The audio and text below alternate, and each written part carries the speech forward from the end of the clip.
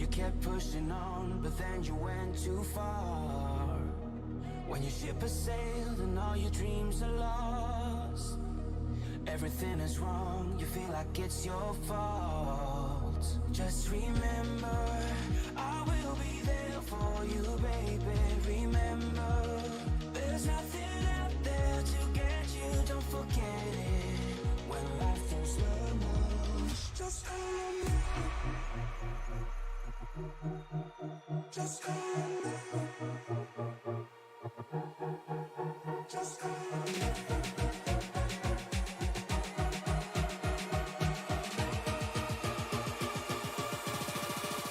Just call on me.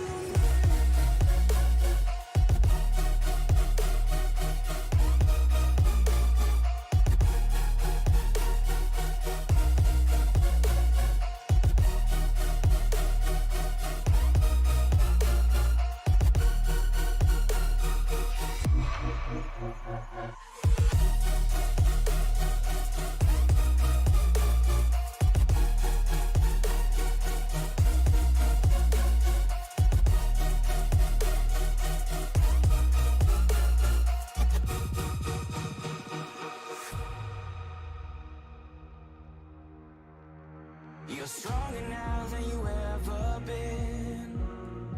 You gotta leave now, it's time to catch the wind.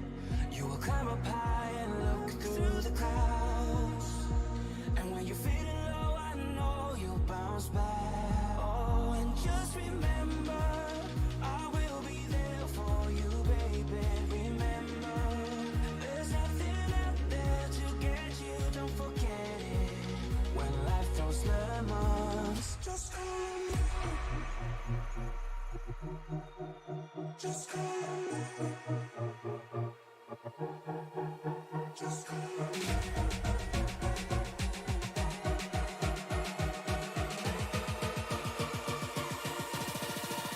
Just call on me.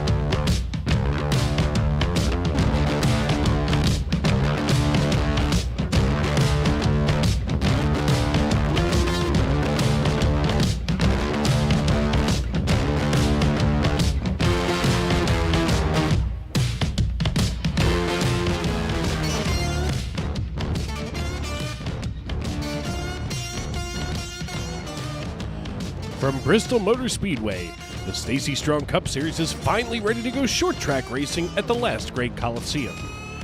Good evening, everyone, and welcome to Bristol, Tennessee, a town that spans across 2 states and decades of racing history in the Cup Series, Truck Series, and the Grand National Series.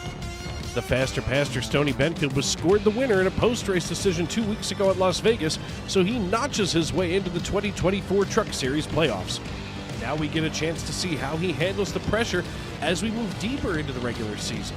Kane Hodison, meanwhile, maintains his points lead and is now gapping Mitchell Davies by just 15 points. The intensity is building as we wait for the green flag to fly here at Bristol Motor Speedway. I'm Dave Regal here in the Tony Trapasso Memorial Broadcast booth, and as always, I'm thrilled to be with you every step of the way. From the green flag to the checkered flag, right here on Sim Racing Media. And folks, qualifying is underway tonight as we had an exciting Cup Series race on Sunday night here in prime time on Sim Racing Media, and I cannot begin to tell you how exciting that was. I hope that you took the time to tune in to us as we take a look right here at Nicholas Breidenbach out of Orlando, Florida. He's got the 18 cranked up right now. He is going to go sixth fastest on the timing line. So obviously everybody, starting to get themselves into, let's just say, a little bit of a comfortable groove as we go deeper here into the 2024 season. Ron Fitting out here from Sumter, South Carolina. Now, that's not a very good qualifying lap as he gets himself loose.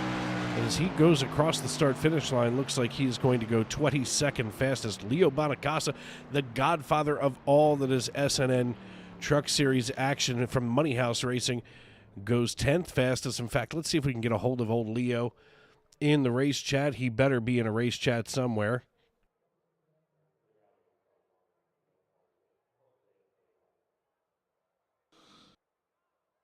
And, of course, of all times for him not to be in Discord, Leo not here tonight in Discord. So, Leo, if you're listening, and you darn sure better be, get into Discord. Do it now.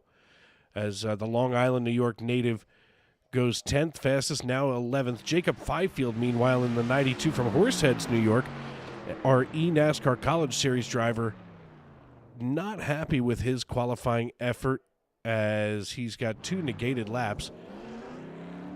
Oof. He's not going to be pleased with that, I can tell.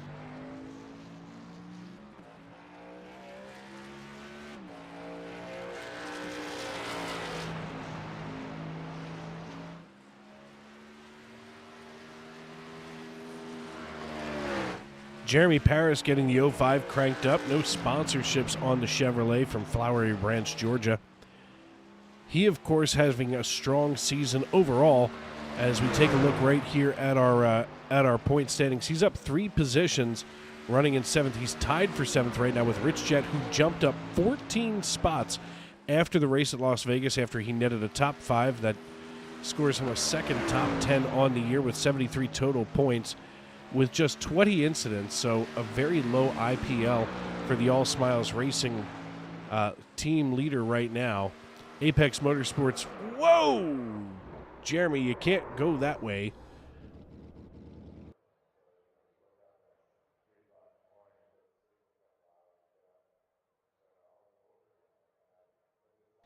As we're looking here once again for Leo Bonacasa, as he has opted not to be in our Discord chat.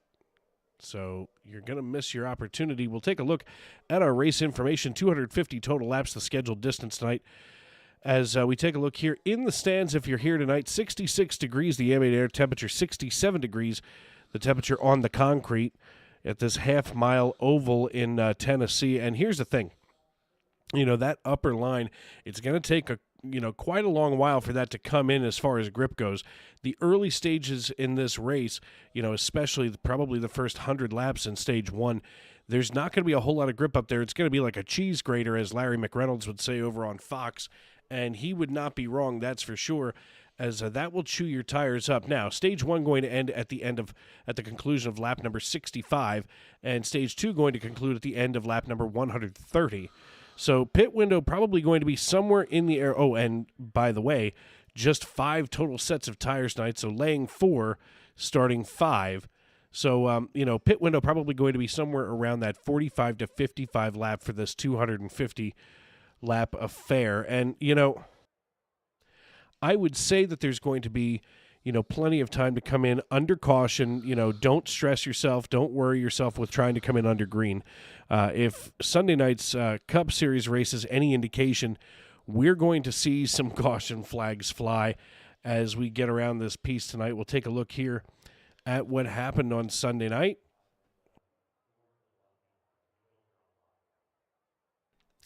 As I get that all pulled up here, Neil Pearson brings home the checkered flag. Now, we'll take a quick look here at our standings for Sunday night's Cup Series. Now, Sean Rogers still our points leader over there, as he is now taking a commanding lead, but there is a lot of competition in that, top 20 of points with a couple of ties mixed in there. So Going to be an exciting season in the Cup Series, of course, here in the Truck Series as well. We don't want to forget, of course, our Xfinity Series that's off this week. We'll be back next Monday night, and we'll talk more about our schedule changes and things like that. You know, the hard thing about the the Truck Series and the Xfinity Series is they don't run every week, and the Truck Series even more sparse than Xfinity. So, you know, we don't want to lose you folks as we've got some breaks built into the schedule. The number 89 Chevrolet of Steve Herring, he's going to pull over and looks like he's going to make a quick change here as he gets himself reset on his opening lap.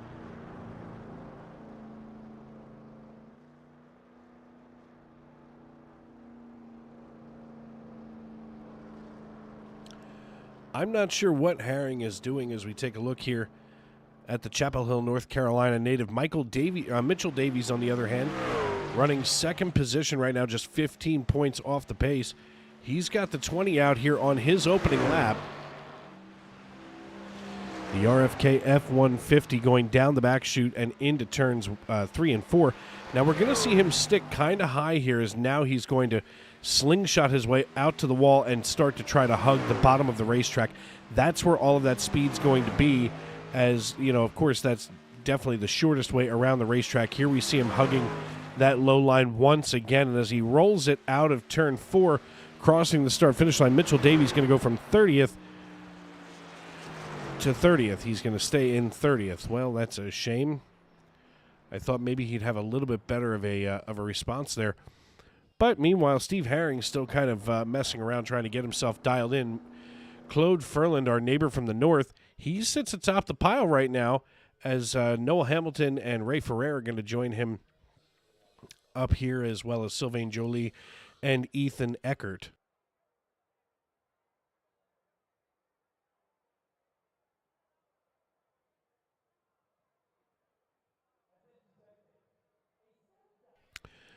And I was going to wait for this until a little bit later as I pull him down here.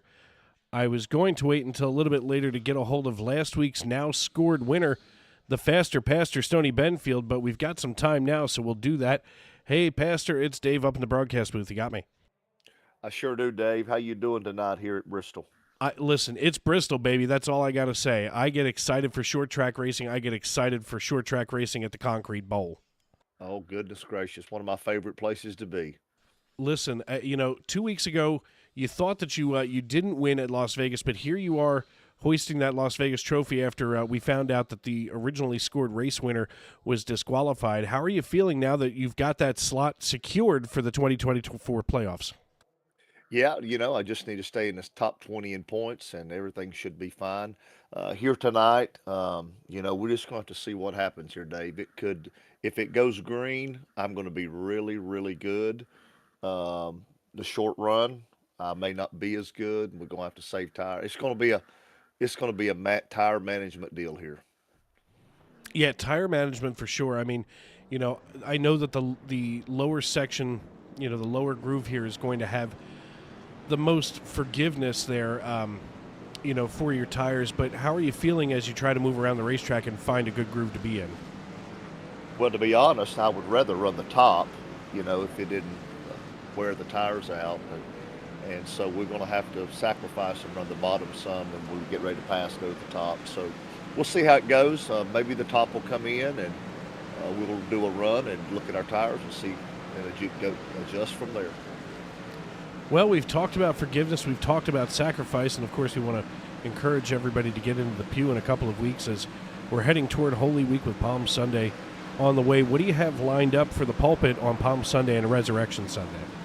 Yeah, I'm gonna preach on the cross Sunday, probably the death of Jesus Christ, and then the resurrection on Sunday. We got big plans for that, and so anybody that's listening, if they don't have a place to go, want to tune in online, prospectbaptist.com. We'd love to have them. Without a doubt, and trust me, I know that that particular Sunday I'm going to be on call, so I'm going to have to tune in online, as my church is just a little bit too far away from work. God forbid something should happen, but I don't like to call it Easter Sunday. That's what the world calls it. It's Resurrection Sunday. It is, Dave. Absolutely. That's exactly what we call it, Resurrection Sunday. Well, listen, I appreciate it. And listen, know that Jesus loves you. So do I. And good luck tonight, brother.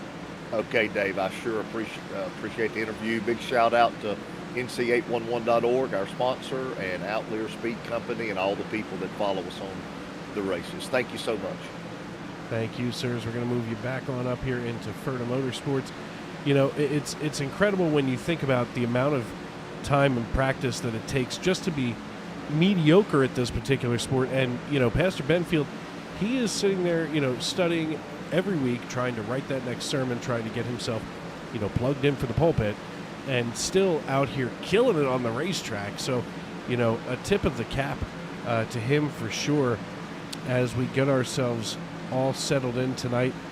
Going to take a look here and see where Leo is, and Leo's still not in there. So, well, my man, guess it's going to be a miss for you. Looks like we've got a pretty full field tonight. 26 drivers qualified.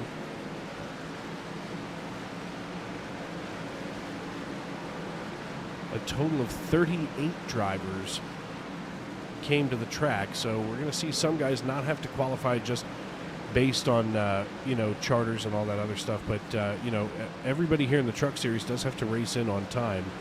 So it's going to be interesting as we get ready to go. We'll take a look here at Ray Ferreira in the number 6 truck. Of course, his Toyota Tundra. Gorilla Gas,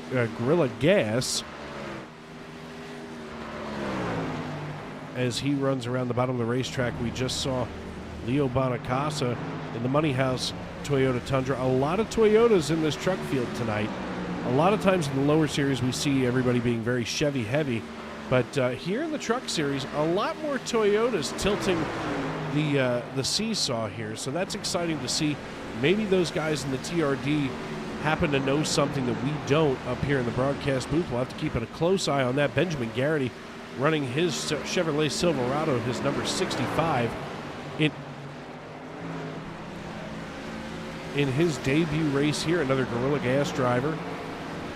Michael Astuto in his Hendrick Motorsports F-150. Now that is enough to make you want to throw up just a little bit. Of course, Hendrick being a proud purveyor of Chevrolets down in North Carolina, but obviously Michael Astuto wants to drive an F-150 for reasons unknown. It's kind of like, well, it's just strange. It's like a contact between the 27 of Randall Watkins. I didn't see who that was with, but they couldn't be happy. Taking a look at Brandon Minto in the Kraft Macaroni and Cheese number 12. Of course, we call it Kraft Macaroni and Cheese here in the United States, but our pole sitter tonight would be calling it Kraft Dinner and putting ketchup on it. So, you know, the Canadians, they just do things a little bit differently with their ham, with their bacon.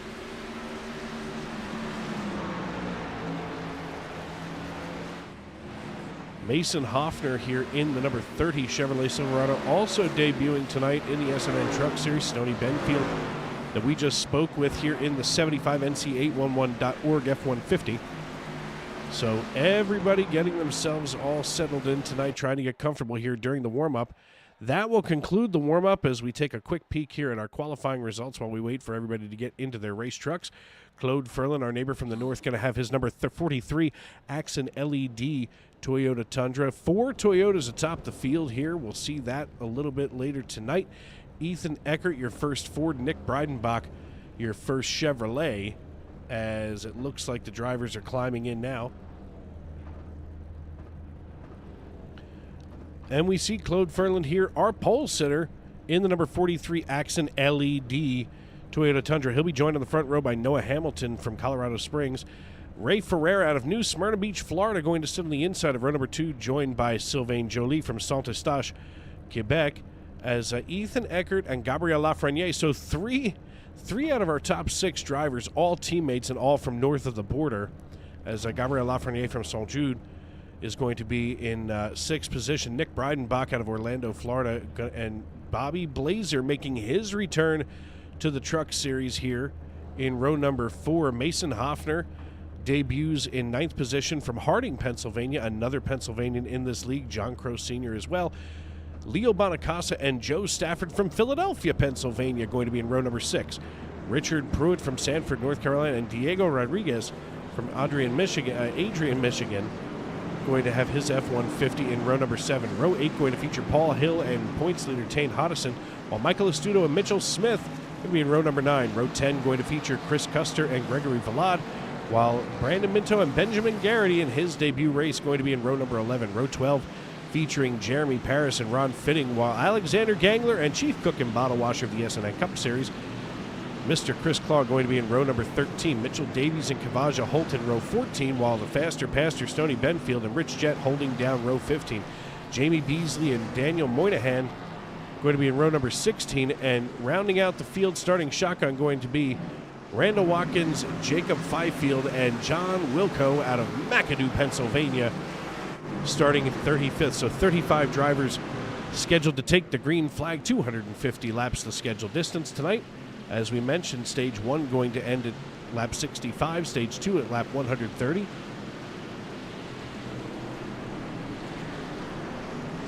And as we work our way into turn number 3, the only thing that's left to do, folks, as you know it, say it with me, we see the iRacing.com pace car make the hard left turn down pit road. It's time to wipe the visor and adjust the 5-point harness. Grandma, grab your headphones and settle in. Race fans, it's showtime!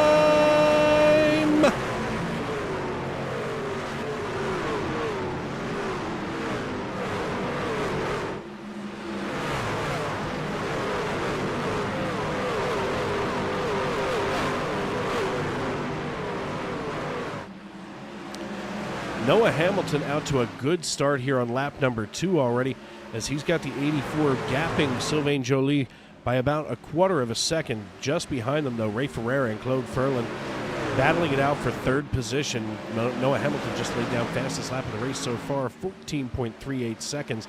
And I'll tell you what, if Sunday night was any indication, we're going to see, as it gets later in the evening, even faster race times tonight, as Noah Hamilton brings the excitement here. He's about to be challenged now by Sylvain Joly. We're going to ride along here on the nose of Sylvain as he's looking to try to get around Hamilton, and the caution flag flies.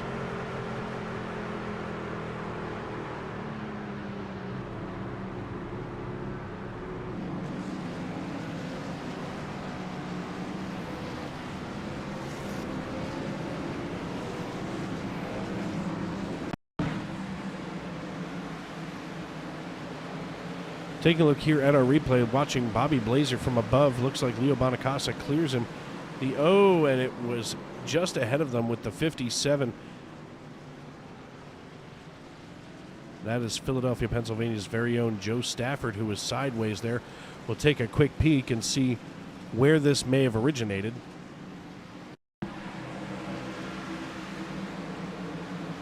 We see Stafford getting ready to tangle here. Of course, the Philadelphian. Oh, that's just irony at its best. The 69 of Diego Rodriguez in the Wawa machine takes out Philadelphia's very own Joe Stafford, and it is a parking lot coming down into turn number 3. So we're going to have to rack them, stack them, and do it all over again as we're getting ready to work lap number 6 here under caution. As we cross the start-finish line, looks like the iRacing.com pace car lights are going to stay on, which means that we'll be under caution for at least one more lap here. Definitely not the way that some of these drivers wanted to start their evening. That sends a few of them down pit road, as well as Randall Watkins, Jeremy Paris, Mitchell Davies, and Paul Hill. Diego Rodriguez is now coming down pit road as he limps the 69 Wawa F-150 onto the pit road entrance. He'll be joined by Mason Hoffner, Joe Stafford, Gregory Vallad, and Kavaja Holt, as Kavaja is going to bring down the 00 Chevrolet Silverado as well. Noah Hamilton going to sit atop the pile once again with Sylvain Joly on the front row.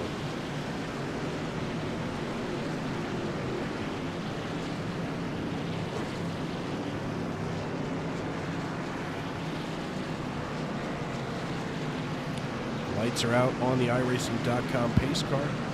And never mind, no they're not. We're going to delay the green as we've got to get the rear of the field figured out. Looks like Jeremy Paris going to skitter off of pit road, as well as John Wilco.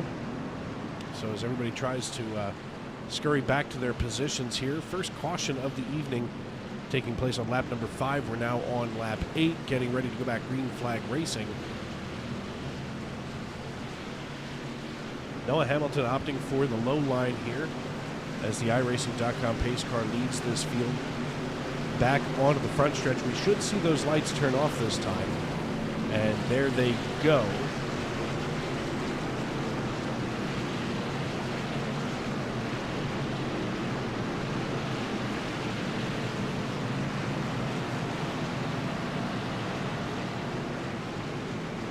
Going to be Hamilton, Jolie, Ferreira, Eckert, Lafreniere, and Furlan, your top 6 as we come down the back chute and into turn 3. We will be working lap 10. When the green flag flies once again, we see Ethan Eckert in his number 11 Verizon 5G F-150. Green flag flies. We hit the Geico restart zone, and we're back underway. Noah Hamilton with an amazing jump over Ferreira and Jolie. Now we're taking a look here from Ferreira's nose. We were starting to do it from Jolie a moment ago, but Ferreira getting one heck of a run here on the rear bumper of that Razor Toyota Tundra. I almost said Supra, but that's a Monday night, not here on a Tuesday, as we bounce through turn 2 and onto the back chute. Ray Ferreira gaining every turn we make here. As Ferreira seems to have figured out where that extra gear was, he comes right up to the rear of Hamilton and makes it look just that easy. And, oh, my goodness. And here we are as lap number 2, or I'm sorry, caution number 2 going to come out. Jamie Beasley this time involved in this particular wreck. We'll take a look here and see what happened.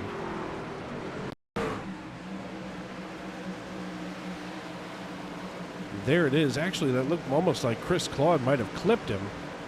A clipping by Claude, something we don't see very often. As we'll take a run here. We're going to watch Chris Claude here. And, whoa. It was a 3-wide situation that shouldn't have been. And boom went the proverbial dynamite. We'll try to get here to the chopper cam. Maybe let's see if the drone was in the area. Here they go 3 wide. That's Jeremy Paris on the low side. Claude holds his line. I'm not sure where the mistake may have laid. Let's see if we can slow this down just a piece. As we watch this ever so closely. Now we see Claude holding his line. Here comes Beasley right down in front of Claude. And that'll do it. As we see it coming here into turn 3. We'll see if we can just get a little bit better of a look there.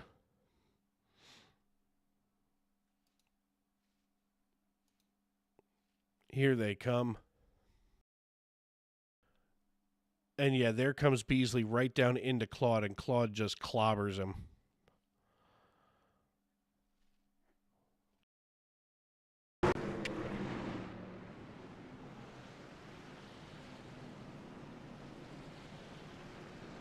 You know, the question really becomes, as a driver, when you suddenly become the meat in a 3-wide sandwich, do you back out or do you wait for somebody else to back out? You know, I don't want to defend anybody individually here, but, you know, I feel like Chris was holding his line. Beasley probably came down, you know, ill-advised. He should have stayed high. And, of course, once you enter that shoulda, woulda, coulda realm, you know, that's when all the bad things happen.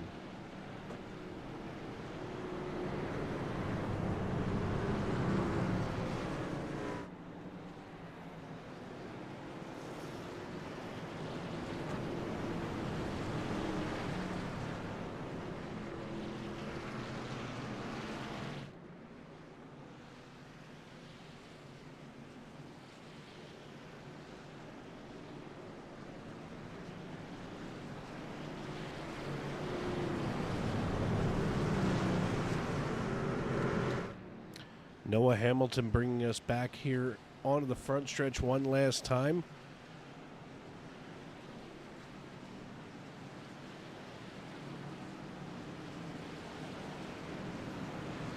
And we're going to stay under caution for yet another lap as they try to organize things. You know, here's the issue at a place like,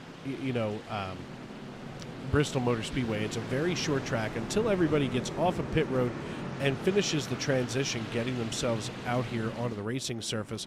You know, first off, you don't want guys coming out of pit road while the field is trying to blow their doors off. That's dangerous. Then, on top of which, you're giving them an unfair advantage. It becomes a logistical nightmare, is what it really is. So it's easier to get everybody racked up. And, of course, restacked all over again.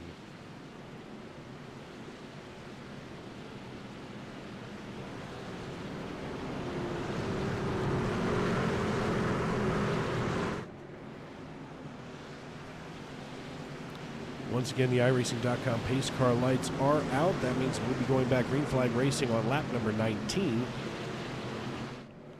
As it's going to be Hamilton, Ferreira, Jolie, Eckert, and Furland, your top 5. Crow, Lafreniere, Breidenbach, Pruitt, and Bonacasa make up your top 10. So obviously Leo starting to dig his way through this racetrack. As the iRacing.com pace car peels off down pit road. The man in the stand has the green flag in his hand. He waves it, and we go back racing. Another good start from Noah Hamilton as they're nearly 3 wide behind him in this battle for third now. As Ethan Eckert and Sylvain Jolie are going to be exchanging blows here going into turns 3 and 4 as they roll out of 4. The edge is going to belong to Ethan Eckert as now he throws the block in front of Jolie, but Ray Ferreira challenging Noah Hamilton as Ferreira works his way around Hamilton and just leaves him in the dust, already out to a quarter of a second. Sylvain Jolie, meanwhile, is just ahead of John Crow Sr., as many of these drivers have decided to go single file, with the exception, of course, of Mitchell Smith and Michael Astuto. As now Benjamin Garrity in the 65 leads Mitchell Smith, and we're under caution again. This time, oh no, it is for the faster pastor, Stoney Benfield. We'll pull that up here.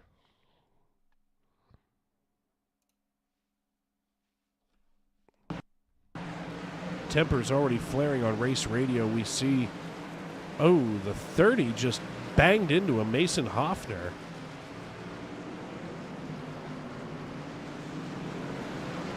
I'm not saying that that was intentional, but my goodness.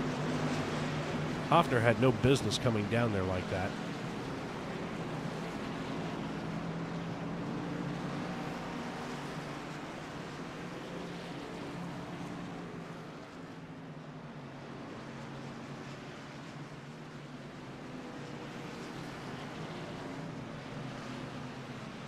See if we can find a little bit better of a vantage point here for that particular incident. And here it is. We can see Stoney just holding his line, and it looks like Hoffner just came down and annihilated him. And he came right across the nose of Chris Claude. We're going to take another look at that from Chris's perspective, because that's going to be the one that I really want to see right now, as we're going to find the 10 here of Chris Claude.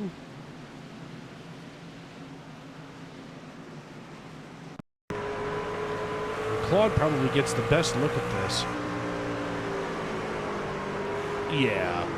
Come on, man. That was dirty. He had no business coming down into Stoney like that.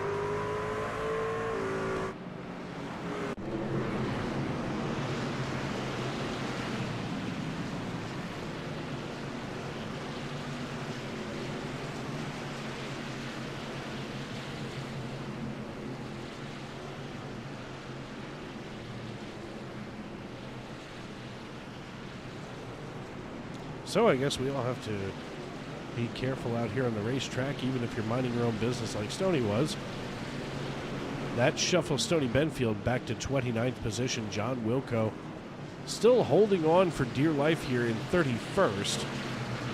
Wilco, the last driver on the lead lap, while Jamie Beasley is going to be the lucky dog this time around. I would expect to see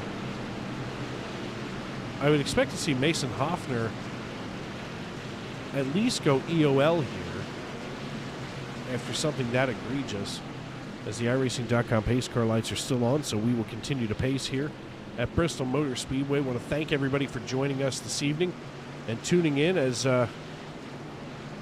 looks like Kip Cook says, ouch, here in the YouTube.com live chat agrees with me that that was dirty.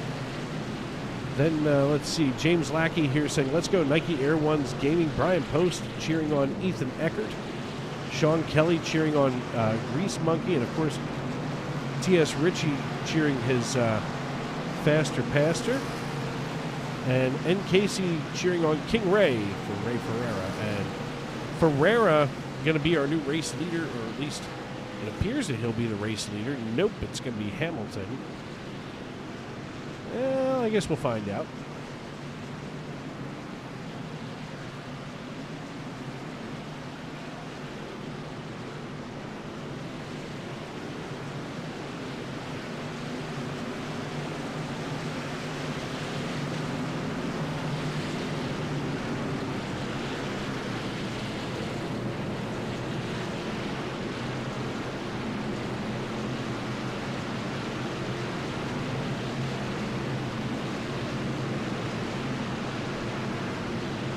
Waiting to see if it's going to be Ferreira or Hamilton. Officially our race leader, it's going to be Ferreira. He's opted for the high line, as Hamilton going to try to pull even. Looks like Ferreira likes that high side.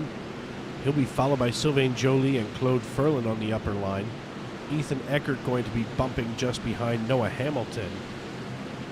And of course we see John Crow Sr. in the 95 just behind Eckert. The green flag flies. Ferreira drops the hammer, and what a jump, 4/10 of a second nearly over Joly. As Joly goes side by side now with Noah Hamilton. So a little Toyota on Toyota action here in the top three.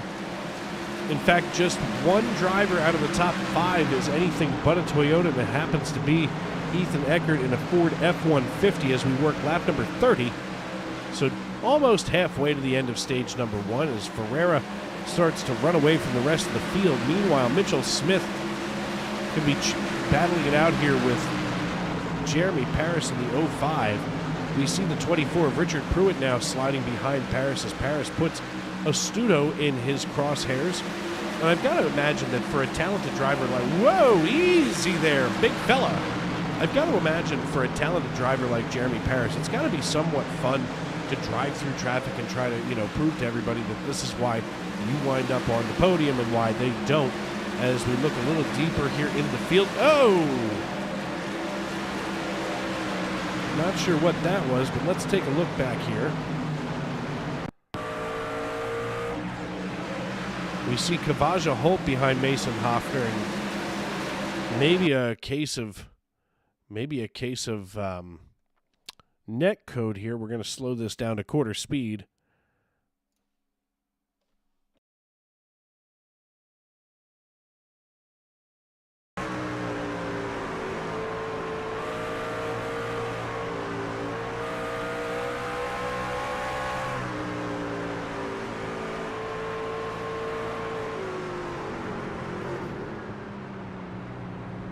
Well, isn't that strange?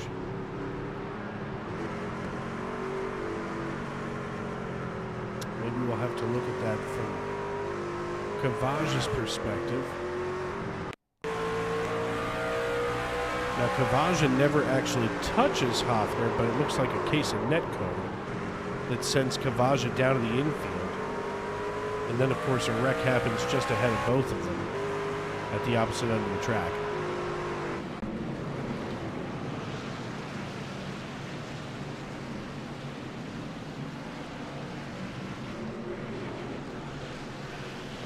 Many trucks tonight looking like they've already been through a war, and it's only lap number 35 of 250. Dave Regal here in the Tony Trapasso Memorial Broadcast booth. I want to thank you, everyone, for joining us this evening as we take a look here back into the YouTube.com live chat.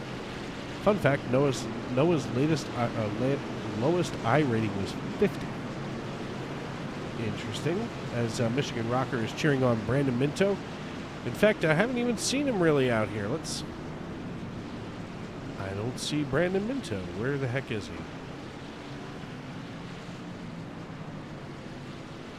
I don't believe Brandon Minto is out on the track tonight. I've got a Studo. Oh, there he is. That's right. Macaroni and cheese. In fact, let's see if Brandon is here in the number 12 Kraft Macaroni and Cheese F-150. Hey, Brandon, it's Dave up the booth. You got me? I got you, Dave. Man, listen, the Miller Lite and Uncle Scott must be flowing heavy tonight because you're doing pretty decent right now, crawling up 4 positions. How are things looking down there? I've just pretty much been riding around trying to save tires a little bit, expecting eventually we'll have a green flag run here and then towards the end of the stage. But I'm probably going to start turning it up a little bit, try to make a few more moves, get up a little bit closer to the front. I messed up my qualifying run on my I took the first lap slow to try to warm the tires up a little bit, and I was going to try to take my second lap fast, and then I hit the wall out of 4. So my first lap time was like 5/10 slower than what I'm used to running for qualifying, so it kind of set me really far back. So now I'm just hoping for a lot of luck here. Yeah, it seems like a few drivers tonight had some issues in qualifying, and then I noticed that some drivers have problems qualifying and other drivers have trouble finding the racing surface during the actual race. I know that that's got to be frustrating, especially if you have a truck that's built for the long run. Yeah, I've won 2 C Opens this week, and that was because there was a long run to finish this race. Me, Mike Astuda, we both have long run trucks, so if this thing goes on a long run, then we might be in a good position. But any short runs, I almost lose like 1 or 2 spots on restarts, and then hopefully I can make it back up. But kind of struggling. I've lucked out with these 4 positions I've gained because of people in front of me wrecking and everything. That's the only way I've really made positions in this race. Hey man, listen, I get it. I mean, it's frustrating down there, but get yourself settled in, take another sip of Miller Lite, tell Uncle Scott cheers, and good luck the rest of the way, bro. Yes, sir. Thank you. That, of course, the voice of Brandon Minto out of Norman, Oklahoma, as we move him back on up here into Ferta Motorsports. And I'll tell you what, when it comes to some of the coolest people that I've never physically met in life, I feel like Brandon is that guy. Like, we really need to crack open a beer and talk racing for at least an hour or two as the green flag flies and Ray Ferreira takes the advantage and stands on the loud pedal. He opens up a 0.3 of a second lead over Sylvain Joly, and many of these drivers are at the point right now, especially with 25 laps at the end of stage 1, that they just want to get some green flag racing under their belt. As side by side goes Ethan Eckert and Sylvain Joly, as Eckert just blew the doors off of Joly. Meanwhile, John Crow Sr. is trying to work over Claude Ferlin here in the 43. They are door handle to door handle down the front stretch. Crow looking to try to serve Ferlin his lunch, and Ferlin not going to be put to sleep easily, as wow, that was a near miss, as John Crow nearly do-si-doed our neighbor from the north, Claude Ferlin, as they are going to be at each other's throats here. Go ahead and get the hammer and tongs out early, as Gabriel Lafreniere, another neighbor from the north, battling it out with another American here, Leo Bonacasa, as he just drives on by Bonacasa on the high side. Benjamin Garrity now driving past Bonacasa, as Leo is now in 9th position, trying to hold off Paris and Breidenbach. This first group now going to be gapping the second group of drivers by about 0.6 of a second. So as long as we start to see a green flag run really come in here, we're going to see drivers like Ferreira and Eckert start to put a lot more distance between themselves and the mayhem in the middle of this race. Bobby Blazer from B-Blaze Vintage out of York, Pennsylvania. He's getting ready to work his way around Richard Pruitt in the 24, following Mitchell Smith down the back chute and into 3 and 4. And as we roll out of 3 and 4, Bobby Blazer now just has to try to get away or get ahead of Mitchell Smith here in the deuce, as Smith basically trying to go anywhere that he can to keep momentum in that truck.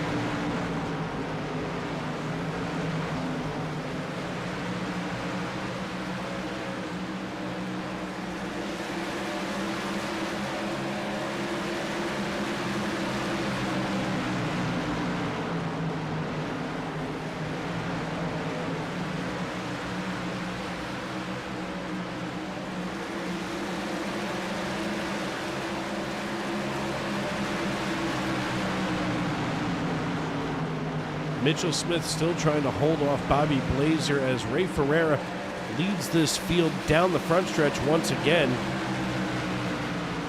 As we head into turn one, looks like everybody getting themselves all nice and settled in with 15 laps to go here in stage one. Starting to get some really good gaps between these trucks. That'll definitely help in building. Oh, a hard hit for what looked like Tane Hodison, perhaps. Nope, might have been Blazer. Oh my. Well, Tane Hodison's going to have to limp it on down pit road anyway, as we see Bobby Blazer. No, it wasn't him either. Not sure who that was that just ripped the right side of their race truck off. But now Bobby trying to get around Leo Bonacasa. Leo's already got a pretty crumpled rear deck there as they haul it out of 4. And like I had said, a lot of these drivers starting to put some gaps between them. So the more real estate there is between you and the drivers around you, the better. Whoa! That looked like the 30 again. And there goes Brandon Minto.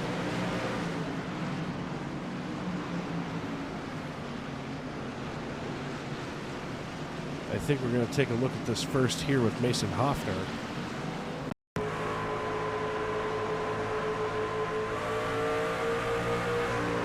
Yeah, that's getting pretty egregious there.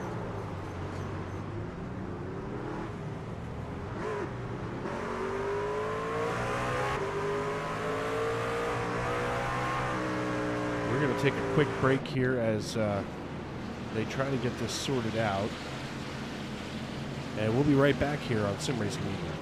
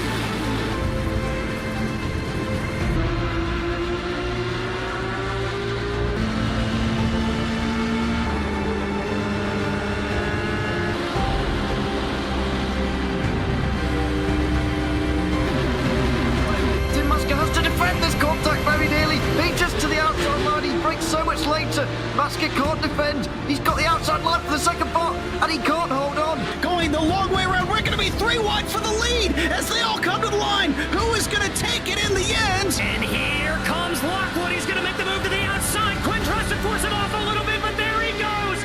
It's going to be side by side through turn 1. Will he be able to cover him off? He does. Weaving back to the left-hand side. Reynolds is trying everything. The kitchen sink is being thrown at it. They're leaning on each other. Coming into turn number 3. It's going to be a drag race through 3 and 4. Coming back to the line. Here comes Trish on the bottom. Richard's going to hold the inside. Tries to be the late breaker here. They're going to be side by side through the final chicane. They bang doors, but keep it clean. As they're still 4 wide on the run down into the back straightaway. Demerit's looking for a line as well. What is going on in Michigan? Novak into the fence. They're still beating and banging. Oh and to the line. He is much faster coming through there. Is there damage on Challenger? Abramitis is ahead. There's going to be a race to the line. Who is going to get it?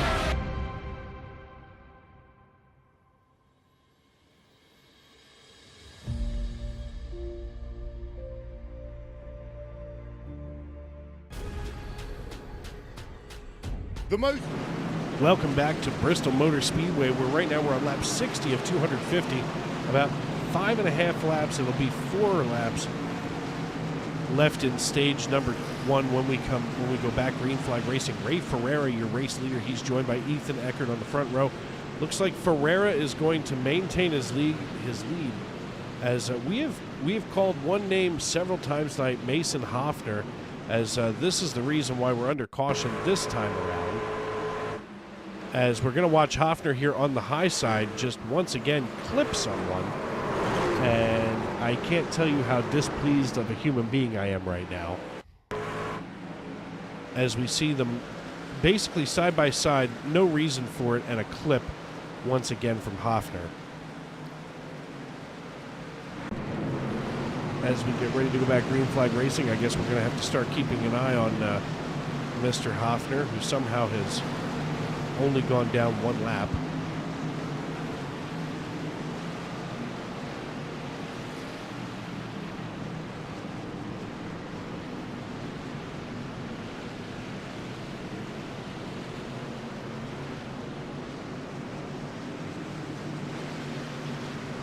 The iRacing.com pace car makes the hard left turn down pit road. The green flag flies as we come through the Geico restart zone, and we're back underway. Ray Ferreira with control in the field dives into turns 1 and 2. We are 2.5 laps away now from the end of stage number 1. We've worked our way here. It has been a hard go. As side by side goes Eckert and Hamilton now. As Hamilton steals away second position from Eckert. Eckert maybe overdriving the F-150 just a little bit, as he now looks to the inside of Hamilton, trying to get some kind of a bump here almost from the 06 of Gabriel Lafreniere, lap number 64. The caution comes out, and that, with the 6th caution in one stage, that will be the end of stage number 1. Ray Ferreira brings home the green and white checkered flag as he crosses the start-finish line. Noah Hamilton, Ethan Eckert, Gabriel Lafreniere, Benjamin Garrity, Sylvain Joly, Claude Ferland, John Crow Sr., Bobby Blazer, and Leo Bonacasa all going to be awarded stage points here. We'll talk about those in just a moment, but right now we want to try to get a hold of Ray Ferreira.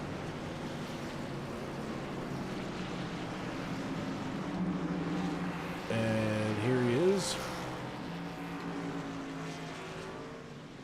Hey Ray, it's Dave up in the broadcast booth. You got me? Yeah, I got you. Hey man, listen, you are running a heck of a race up here. Obviously just collected the green and white checkered flag. What are you thinking as you get ready to dive into stage 2? I'm thinking I would love some long runs. This thing's really fast on the short run, but it's even better on the long run, is what's going to be scary for everyone, I think. Yeah, you and everybody else would like to see a green flag run of more than 5.5 laps. Yeah, absolutely. Now, I mean, are we thinking about making any kind of adjustments here to the 6, or is it just going to be set it and forget it? Yeah, I didn't forget it. The thing's on a rail. Yeah, I mean, you know, you've done a heck of a job so far. You've had to hold off some really tough competition. Unfortunately, there's still some drivers in the field like the 30 who just seem to be using that thing like a battering ram. So, you know, hopefully eventually things like that can maybe be put to bed so you can finally get some long, you know, green flag runs here under your belt. Yeah, I mean, you've probably seen it the whole first part of the season. I think I've gotten wrecked out of every race. So I'm just hoping I can finish this one. We've had the speed every week to win, and gonna try and close it out this time. Yeah, I mean, you know, the hardest thing is keeping it consistent. I mean, we run into that, you know, week after week after week, and I mean, something tells me that we're finally about to see you break out and start to dominate in this league, because I know I've seen you be able to do it, and now it's just, I feel like it's time, it's go time. Yeah, I hope so. We're building some really fast setups every week that we're winning races, contending in C Opens and battling up front in the league. So hopefully we can continue that and turn it into some wins. Yes, sir. All right, man. Well, listen, we're going to send you back on up there. What chat were you in? I'm in the Blackhawk Motorsports. All righty, we're going to send you back on up there into Blackhawk Motorsports. Thank you very much. As we get ready to go back green flag racing for the 7th restart of the evening. Jeremy Paris going to be sitting atop the pile. He came in on lap number 57. He'll be joined by Mitchell Davies on the front row. Ray Ferreira and Ethan Eckert. Just behind them, Hamilton, Lafreniere, Garrity, Ferland, Crow, and Blazer, your top 10. Leo Bonacasa on the outside looking in at the top 10, but that'll be fine for him. I know that he can obviously prove himself here as we get ready to go back green.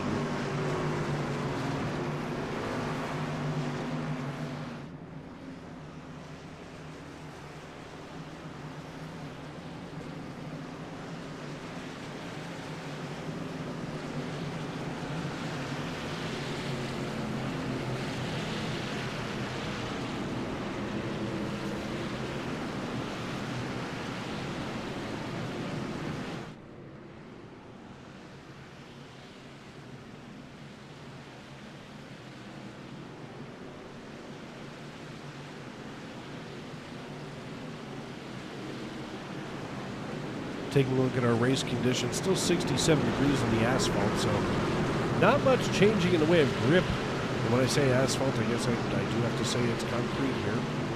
As we take a peek at the youtube.com live chat, Michigan Rocker still cheering on Norman, Oklahoma's very own Brandon Minto. I see John Dillinger watching us over on the Facebook feed. As always, glad to see John.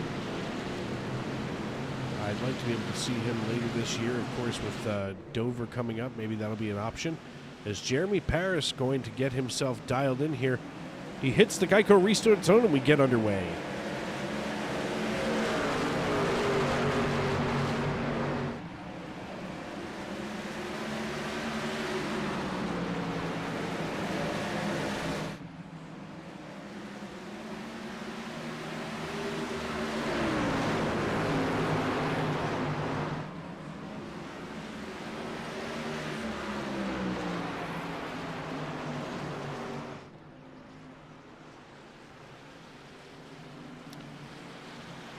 Well, we're going to find out what brought this caution out this time. And look, I get to see Mason Hoffner's name in red again. This time it may have been involving Leo Bonacasa. We'll take a look here as they're all collected. There's Bonacasa working just behind John Crow Sr. in the 95. And, oh! Gabriel Lafrent, I'm sorry, that's the 6 truck of our then race leader, Ray Ferreira. Let's see what happened up front, as it is just a mess up here on the front stretch. We see the 20 of Mitchell Davies on the high side. Davies slides down. Oh, that was either arrow push. Oh! And boom went the... Oh, that'll just about do it for Ferreira. My goodness, let's... I know that wasn't intentional from Chris Claude. We'll take a peek here and see what happened from Chris's perspective.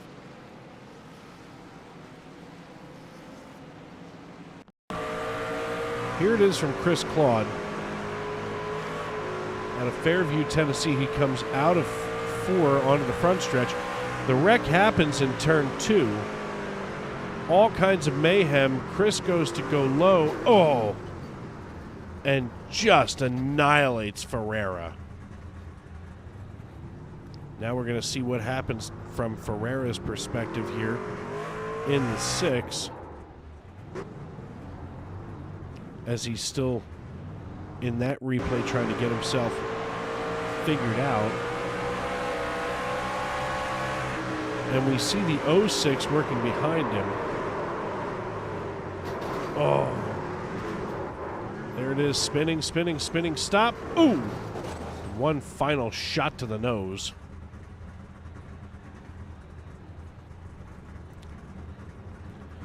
That's no way to be, that's for sure.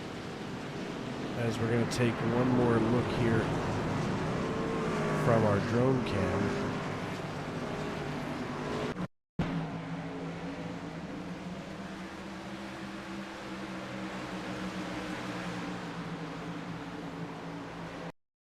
And see, this is where I think we really need to watch. In fact, I'm going to try to put this on the right front fender.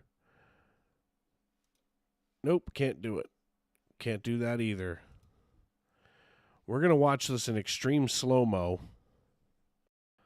And we're going to watch Ferreira's nose. Now, he never actually makes contact if we see that from above. And it's pretty clear, all things considered, as we're going to watch this right here.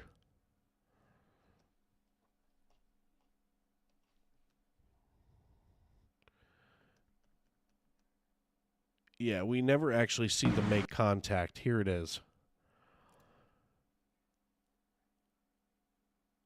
Yeah, that may have been a netcode situation gone horribly wrong.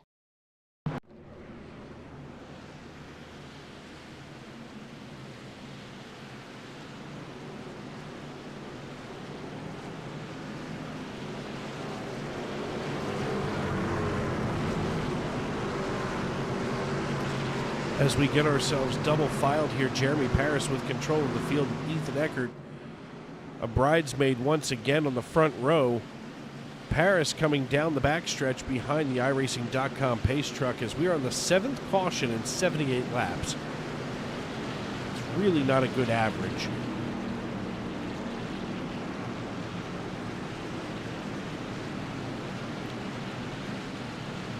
As now they get themselves bunched up nice and even. They hit the Geico restart zone. Jeremy Paris drops the loud pedal, and off we go. Paris throws the block almost instantly in front of Ethan Eckert as we take off here. Mitchell Davies and Gabriel Lafreniere going to have to fight it out, and right now Davies in kind of a scary position. He's got two teammates right around him in the form of Claude Ferlin and Gabriel Lafreniere. Claude here running the 43 just behind the two of them. He's blocking the 84 of Noah Hamilton from getting involved in this battle. That's not a bad move from a teammate, as Ethan Eckert now looking to try to make a pass here for the lead as he goes side by side with Jeremy Paris on lap number 81, hauls it down into turn one. He's side by side. He can see the whites of Paris's eyes. Paris gets loose coming out of 4, but they're still going at it, door handle to door handle into 1 and 2. Eckert here trying to find any kind of way to get around Paris, and Paris just too strong as he's still able to roll out of the high side here. Maybe a little bit loose for Eckert on the low side, as Ethan Eckert trying to get his way around Jeremy Paris. He just simply can't do it. Paris is too strong tonight on that high side, rolling out of the turn exit. Eckert at this point would need a miracle. He's playing with fire, and I don't think he should stay there much longer, that's for sure. As we look back further in the field, Noah Hamilton trying to battle it out with Mitchell Davies, as they are doing the exact same thing here, coming in to 1 and 2 and going down the back chute.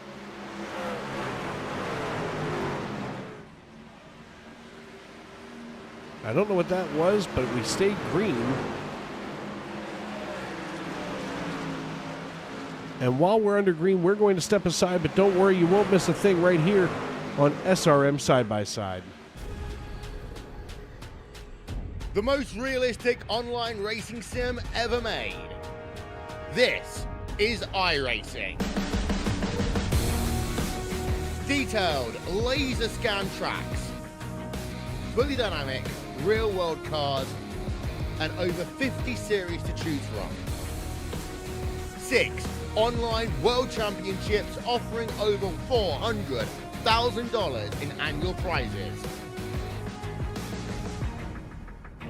This is the original esport racing game. This is iRacing.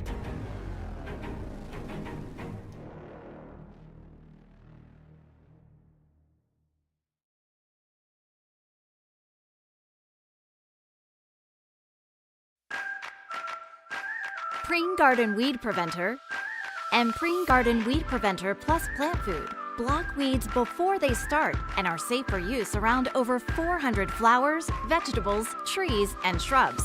Best of all, they give you 3 months of freedom from weeding in just 4 easy steps. You can apply Preen anytime before or during the growing season. But since it's a weed preventer, not a weed killer, early spring is best. Here's how. Start by removing existing weeds and their roots in the area where you want to apply Preen. Sprinkle granules directly onto dry soil, mulch, or stone so that they're evenly spaced. Within 24 hours of applying, integrate the granules into the top layer of soil or mulch or stone-covered bed. Finally, water with a hose or sprinkler, or a well-timed soaking rain to activate the protective weed barrier. When activated, Preen creates an invisible weed-fighting barrier just below the soil surface that targets and prevents weed seeds from sprouting and forming roots. People and pets may enter the treated area once dusts have settled and the area is thoroughly dry from watering or first rain. That's it. Now you'll have a beautiful weed-free space and 3 months to do anything but weeding. Satisfaction guaranteed. Trusted for over 50 years, Preen is America's #1 weed preventer brand with weed preventers for every type of garden.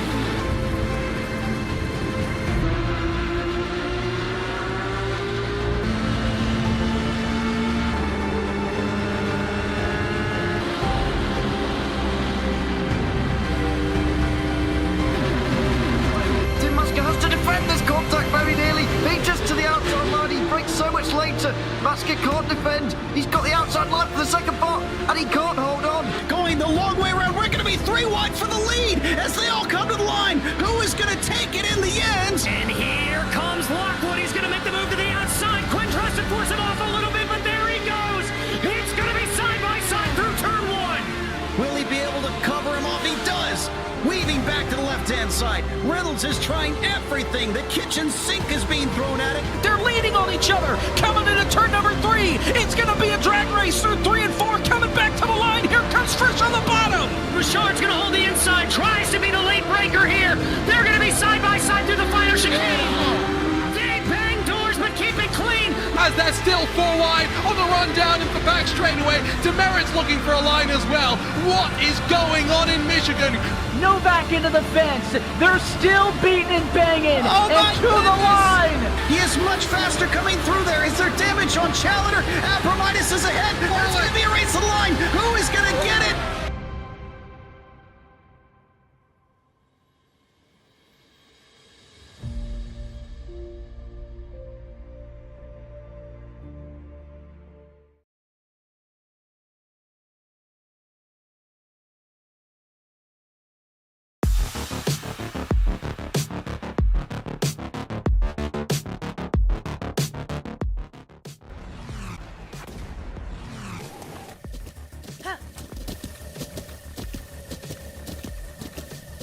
With the Butt Kicker Gamer 2, what you see and what you hear is what you feel.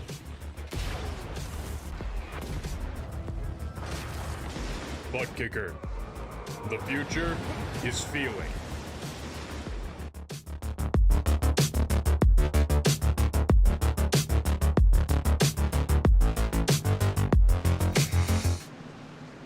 Welcome back to Bristol Motor Speedway, where you're watching the Tuesday Night NASCAR Truck Series action here on Sim Racing Media. Dave Regal in the Tony Trapasso Memorial Broadcast booth as we are under caution for the 8th time in 110 laps. We see John Crow Sr. cleaning the clock of Nicholas Breidenbach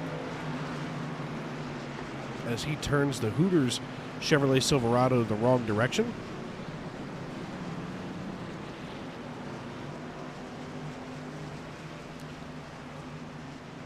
Something that the Orlando, Florida native didn't want to have to deal with, but Jeremy Parris is going to be our race leader. We're about 20 laps from the end of stage number 2, so stage 2 has definitely gone a little bit faster than stage 1 did, that's for sure. As we see Alexander Gangler taking the free pass here.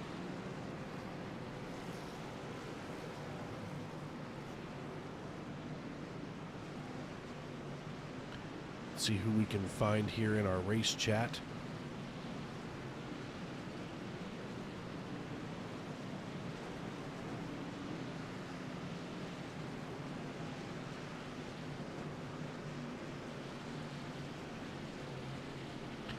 As right now we have the chance to talk with Bandit Racing's very own Alexander Gangler. Hey Alex, it's Dave up in the booth. You got me? Yeah, I do. So it's been kind of a rough night down there. 8 cautions in 110 laps. What say you from Big Rock, Illinois? Oh, well, I'm staying out on the back here and then just trying to slow down when I see the wrecks. Unlike a lot of these people I've seen fly on, and next thing you know, they're in the wreck. And other than that, the car's not fast, but we're just making smart decisions unlike a lot of other people I've seen. And here we are now. What is this now, 15th? No, this is the 8th caution, just at 8. The 7th caution for cause if you're keeping track at home. And I see you're coming into pit road. Are we making an adjustment, trying to come in early as the stage break is only a little bit further away here? Yeah, the right rear tire keeps getting burned off the truck here, so I'm trying to make a few little adjustments here, tire pressures, hoping that's going to fix it later on in the longer run here. All right, man. Well, listen, good luck the rest of the way. Do the 8 team proud, and hey, listen, make some more smart decisions, and maybe we'll see you a little bit higher in the standings. Have a good one, Dave. All right, broski. That, of course, the voice of the great Alexander Gangler, of course, once upon a time, race control extraordinaire from the SNN Cup Series. See who else is available right now. As it looks like we're going to run out of time before The pace car dives back off back off onto pit road.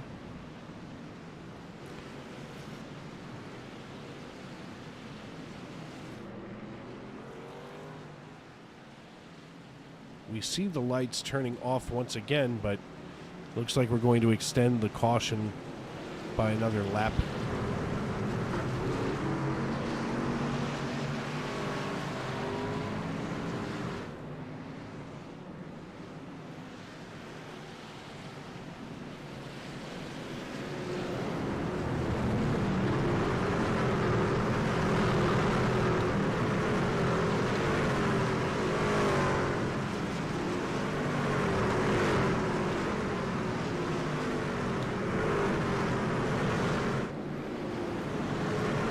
And as the iRacing.com pace car comes back onto the front stretch, we should start to see the lights turn off once again, which should signal that we'll be going back green flag racing this time by. Going to be Jeremy Paris and Ethan Eckert, Benjamin Garrity, Gabriel Lafreniere, John Crow Sr., Claude Ferlin, Rich Jett, John Wilco, Chris Custer, and Noah Hamilton, your top 10.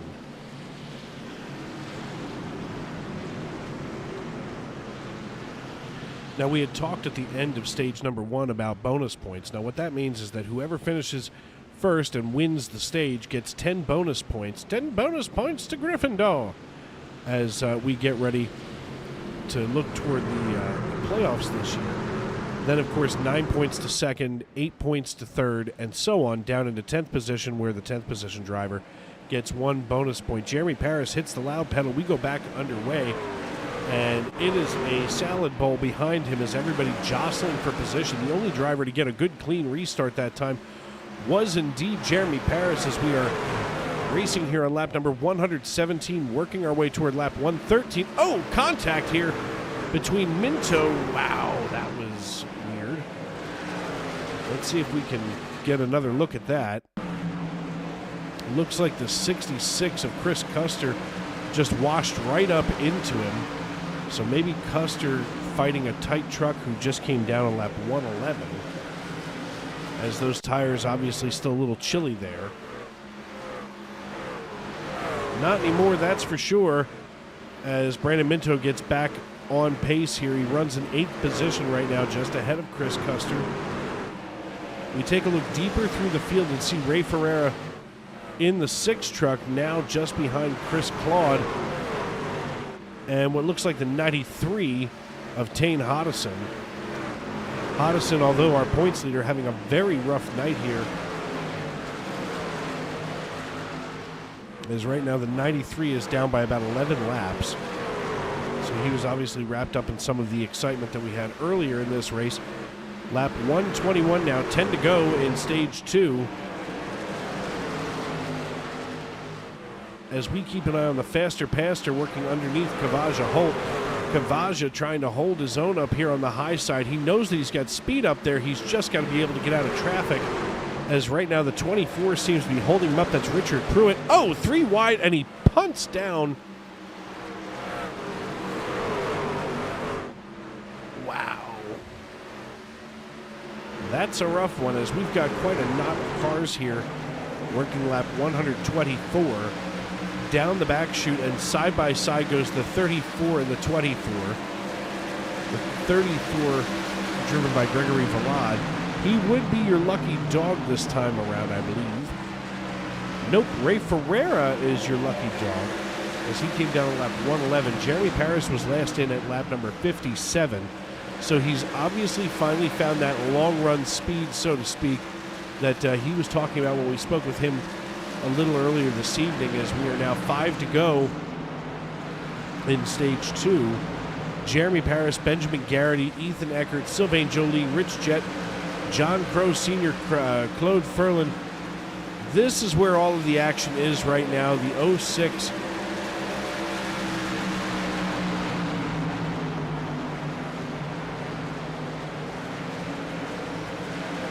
Gabriel Lafreniere working just behind Brandon Minto and Sylvain Joly in the 43. I'm sorry, Claude Ferlin in the 43. Now Claude trying to look to the high side of Brandon Minto out of Norman, Oklahoma. So a very American town down south and a very Canadian place up north. Battling it out is now Looks like John Crow Sr. just got served by Brandon Minto. And I got to start to wonder if Brandon Minto has the hairnet. The 66 now working his way past the 43. But I've got to start to wonder if Brandon Minto's put the hairnet on to start serving everybody their lunch here on lap 130. Final lap of stage number 2. Jeremy Paris hauls it out of turn number 4. He sees the green and white checkered flag in the air, captures that flag.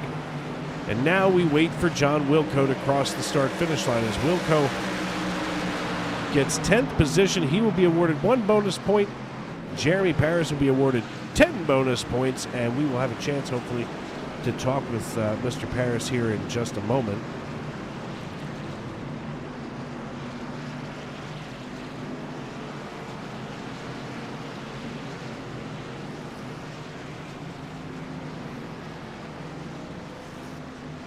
And unfortunately, Jeremy Paris not in our Discord chat.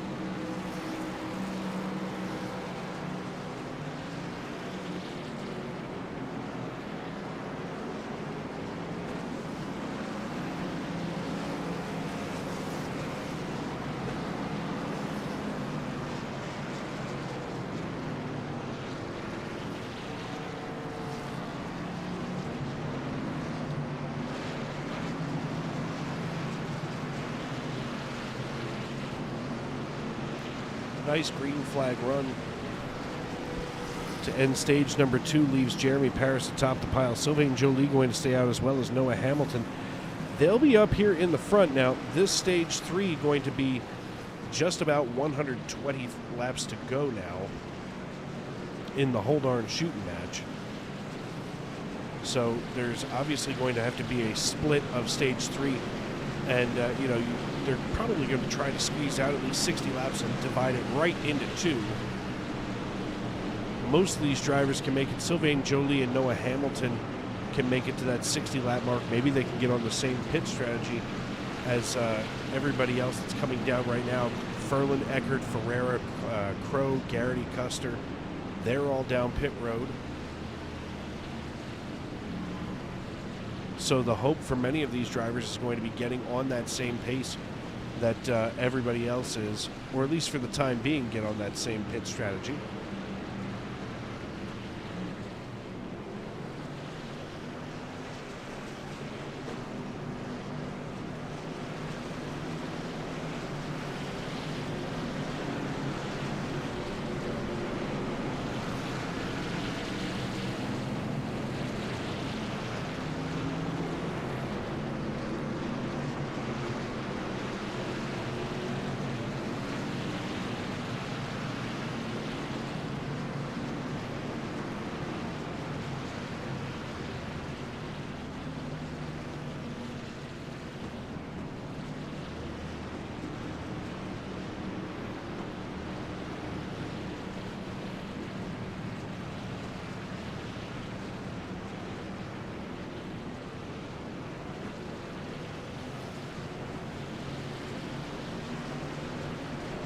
And with stage 2 complete, we're going to get ready to go back green flag racing. Sylvain Joly and Noah Hamilton going to sit atop the pile. They'll be joined by Alexander Gangler and Benjamin Garrity.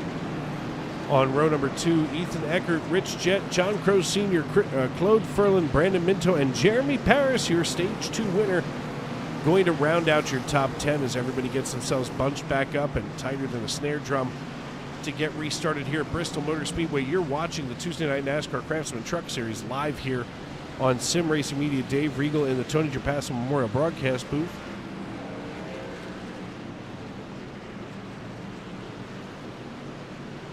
As we take a look here at the YouTube.com live chat, Sean Kelly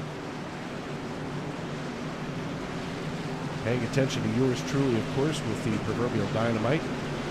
James Lackey calling for the big wreck.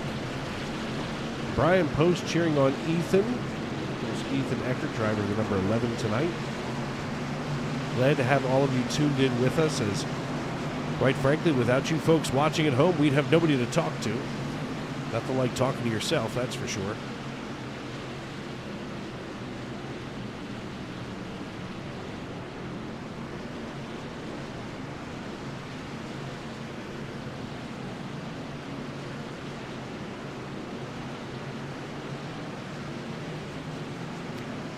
As we work our way out of turn number 4, the iRacing.com pace car peels on down pit road. The green flag waves, and we are back underway. Sylvain Joly with control of the field takes off ahead of everybody else. He gets a good jump, but just about a quarter of a second as we are already under caution. Gregory Valade, Diego Rodriguez, Nicholas Breidenbach, all potentially involved in this action. We're going to see this. We're going to watch the 34, this green and black truck right here in the middle of your screen, just behind. What in the world? The question was just raised on race radio. What on earth was he doing? And got to tell you, I don't know. As we watch Nicholas Breidenbach, looks like Paris rams into whoever was in front of him. That's the 95 of John Crow. Wow! What a snap of equipment. Oh! That one hurt. The pace car is getting more laps led than anybody tonight. Let's just take another look at that one more time. And it looks like Breidenbach just had an equipment failure. As he crosses the start-finish line, nobody around him, and that was the end. In fact, we'll see if we can maybe catch that from inside the car and see what we can see from his helmet cam.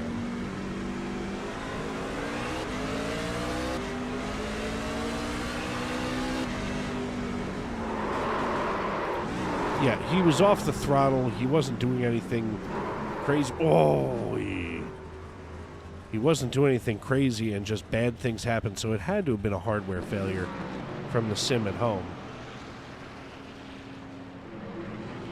As we see Noah Hamilton going to lead this piece once again. We'll see if we can get a hold of Breidenbach here.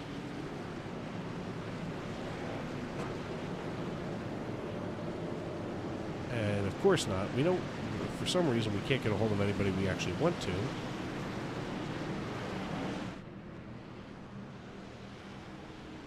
That was probably a quick remove of the headphones, hurling them against the screen, and deciding that it's time to go make a peanut butter and jelly sandwich and watch TV.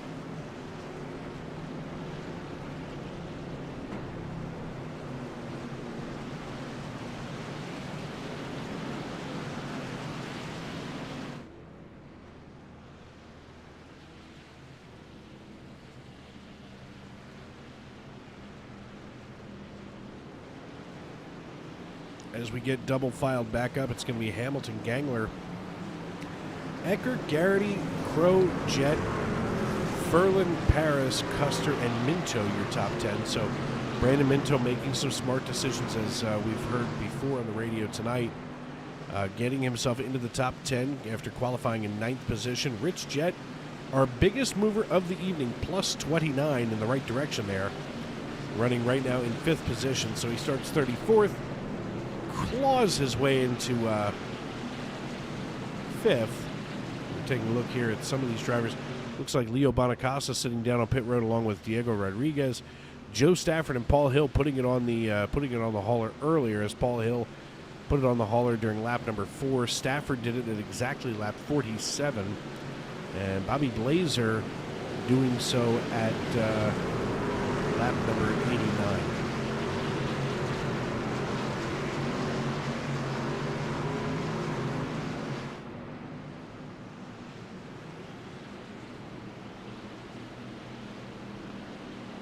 Noah Hamilton, Alexander Gangler, Ethan Eckert, Benjamin Garrity, and Rich Jet, your top 5, as Hamilton going to work his way into turn 3.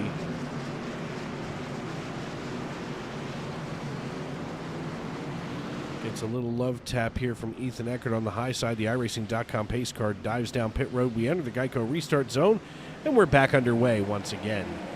Lap 145 of 250, just over 100 laps to go. Hamilton leading this way by 0.3 of a second this time. Everybody else side by side and duking it out right now. The gloves coming off early in this race for many of these drivers who are frustrated.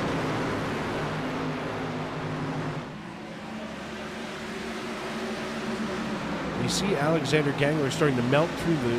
Whoa! Nearly taking Paris 3 wide, dives out of the way and makes some room, and now nestles himself right in front of Mitchell Davies and Brandon Minto. Now Davies gets around Gangler, so obviously that right rear is still smoked on the 8 as Noah Hamilton has opened up a half-second lead.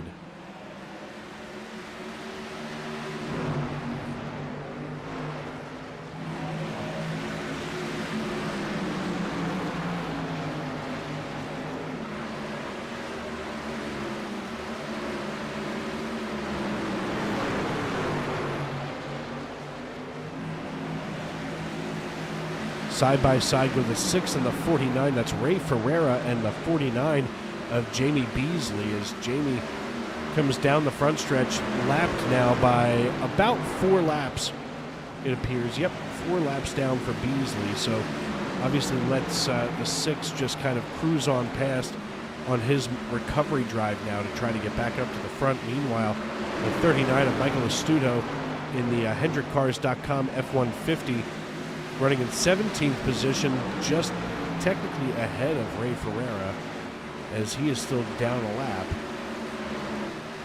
So lots of action around the lap cars tonight. Of course, as I say that, we see Noah Hamilton by about just less than 0.2 of a second ahead of Ethan Ecker. Kavaja Holt, though, he's the last car on the lead lap, running in 15th position. Chris Claude, though, in 16th position, is about 10 seconds behind Noah Hamilton. And Hamilton, if this is accurate, last laid down a 14:54. So Hamilton's starting to be uncomfortably close to Chris Claude, who's just trying to be the lucky dog. And it seems like that caution never comes out when you want it, only when you don't.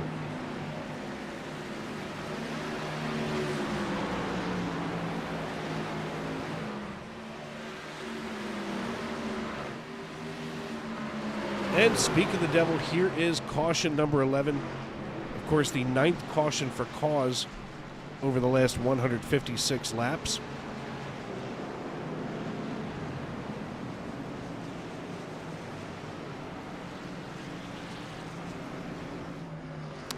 Not sure what brought this one out.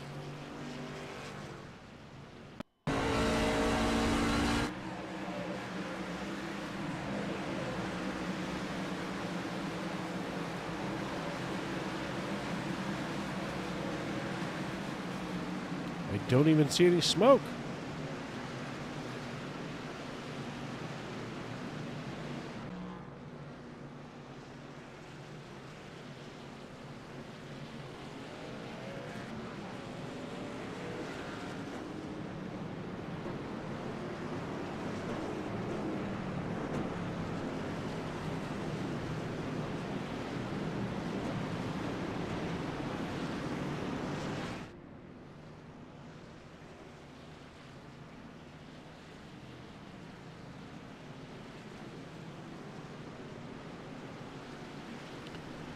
And here on lap 158, just fewer than 100 laps to go, we're going to step aside here on Sim Racing Media.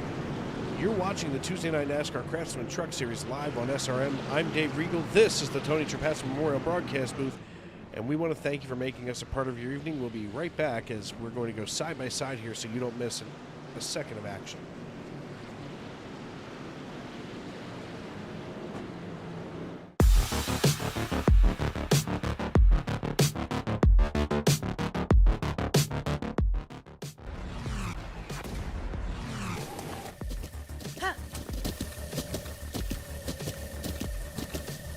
With the Butt Kicker Gamer 2, what you see and what you hear is what you feel.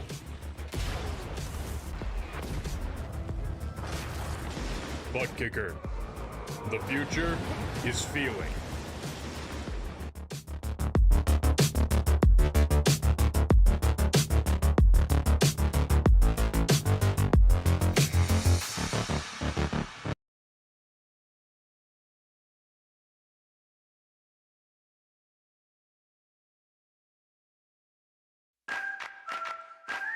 Preen Garden Weed Preventer and Preen Garden Weed Preventer Plus Plant Food block weeds before they start and are safe for use around over 400 flowers, vegetables, trees, and shrubs. Best of all, they give you 3 months of freedom from weeding in just 4 easy steps. You can apply Preen anytime before or during the growing season. But since it's a weed preventer, not a weed killer, early spring is best. Here's how. Start by removing existing weeds and their roots in the area where you want to apply Preen. Sprinkle granules directly onto dry soil, mulch, or stone so that they're evenly spaced. Within 24 hours of applying, integrate the granules into the top layer of soil or mulch or stone-covered bed. Finally, water with a hose or sprinkler or a well-timed soaking rain to activate the protective weed barrier. When activated, Preen creates an invisible weed-fighting barrier just below the soil surface that targets and prevents weed seeds from sprouting and forming roots. People and pets may enter the treated area once dusts have settled and the area is thoroughly dry from watering or first rain. That's it. Now you'll have a beautiful weed-free space and 3 months to do anything but weeding. Satisfaction guaranteed. Trusted for over 50 years, Preen is America's #1 weed preventer brand with weed preventers for every type of garden.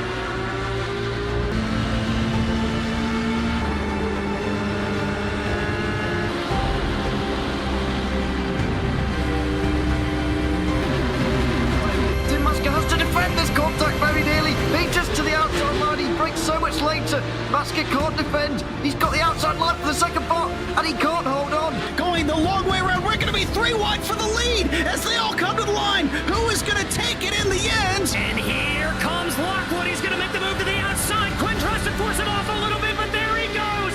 It's going to be side by side through turn 1. Will he be able to cover him off? He does.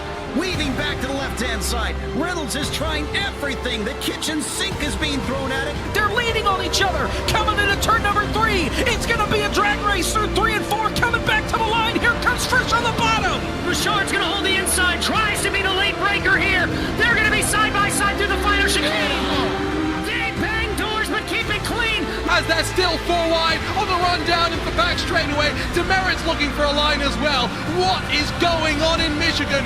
Novak into the fence. They're still beating and banging. Oh and to the line. He is much faster coming through there. Is there damage on Challenger? Abramitis is ahead. There's going to be a race to the line. Who is going to get it?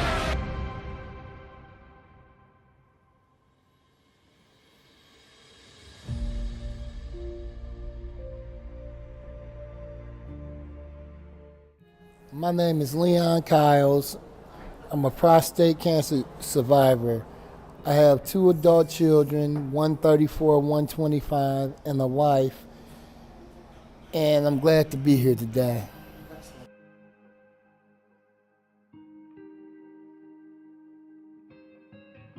When I got the initial news of my prostate cancer, it was devastating because I got a phone call from my doctor late in the evening, and I was wondering why he was calling, so I put it on speakerphone, and me and my wife was sitting there watching the movie, and he just came straight out and said, "You got cancer."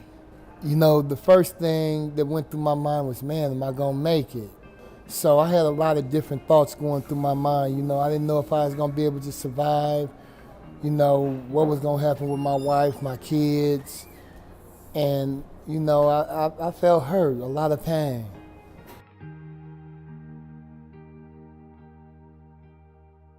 Through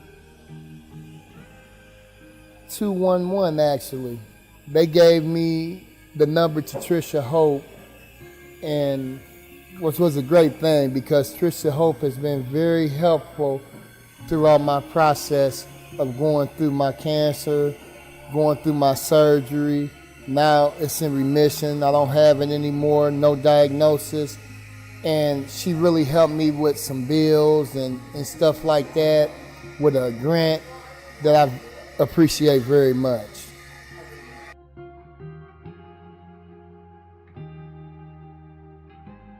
She helped me out, also gave me some referrals to some agencies that could help me out in my city in Anderson. We had at least, probably over the last few months, at least about 6 or 7 conversations where, she would always have an encouraging word to say, always, telling me to be thankful, and just live your life to the fullest, and them the things I've been doing.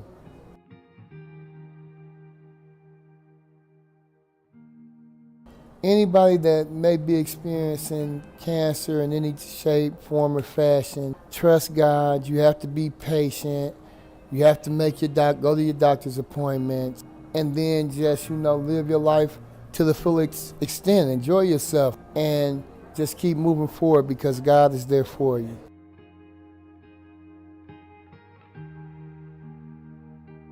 This program is to help cancer patients, and the donations would be gratefully appreciated because they go through a lot of things and they have a lot of doctor's appointments, a lot of bills, things that they can't take care of anymore because of the job situation, leave of absences. Some people never go back to work.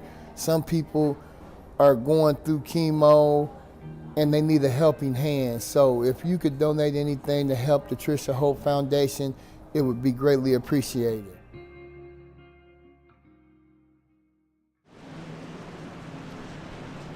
Welcome back to Bristol Motor Speedway. Of course, we're just hearing there from Trisha's Hope. During our commercial break, we want to always make sure to tip our cap to Trisha's Hope, the title sponsor of Sunday Night NASCAR Cup Series action. Trisha's Hope believes in healthcare and support for all persons. Their mission is to provide emotional and financial support to cancer patients in treatment. Trisha's Hope holds a special place in our hearts here at Sim Racing Media and the Sunday Night NASCAR family of racing series, as they have been part of the supporting framework around Brian Tarnowski and his late wife Stacy, for whom that league is named on Sunday nights. They have been with Brian and Stacy throughout their journey and now beyond. And to support Trisha's Hope, please visit trishashope.com/give-help today, because tomorrow night might not be soon enough. That's trishashope.com/give-help today. And as always, we want to make sure we tip our cap to Trisha's Hope for supporting Sunday Night NASCAR here on Sim Racing Media. Of course, last night the Xfinity Series was off, but don't worry. This Sunday night we will be back one more time as we get ready to go to COTA. And just heard someone's engine pop.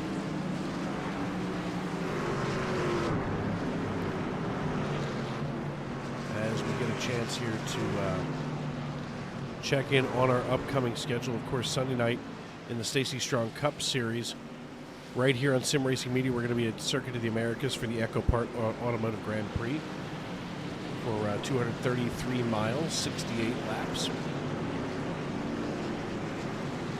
Then, of course, next Monday night, we come back in the Xfinity Series right here on Sim Racing Media.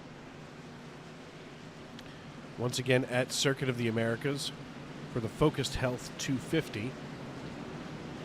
And then once again next Tuesday night, right here, same bat time, same bat channel, in the Truck Series. We will also be at Circuit of the Americas, so all 3 series going to be at COTA next week, down there right outside of Austin, Texas. As Alexander Gangler and Chris Claude getting ready to lead this piece. as they both came down lap 157 and 158. A bunch of fresh tires behind them in Ethan Eckert, Ben Garrity, Jeremy Paris, Claude Ferlin, Rich Crow, John Crow Sr., Rich Jett, Kavaja Holt, and John Wilco. The iRacing.com pace car dives on down pit road. Gangler gets the start over Eckert, and now it's up to Chris to see if he can hold off the mayhem from behind him, as he has Jeremy Paris on the high side. Chris is going to really have to fight hard to keep Ben Garrity up there and out of the way.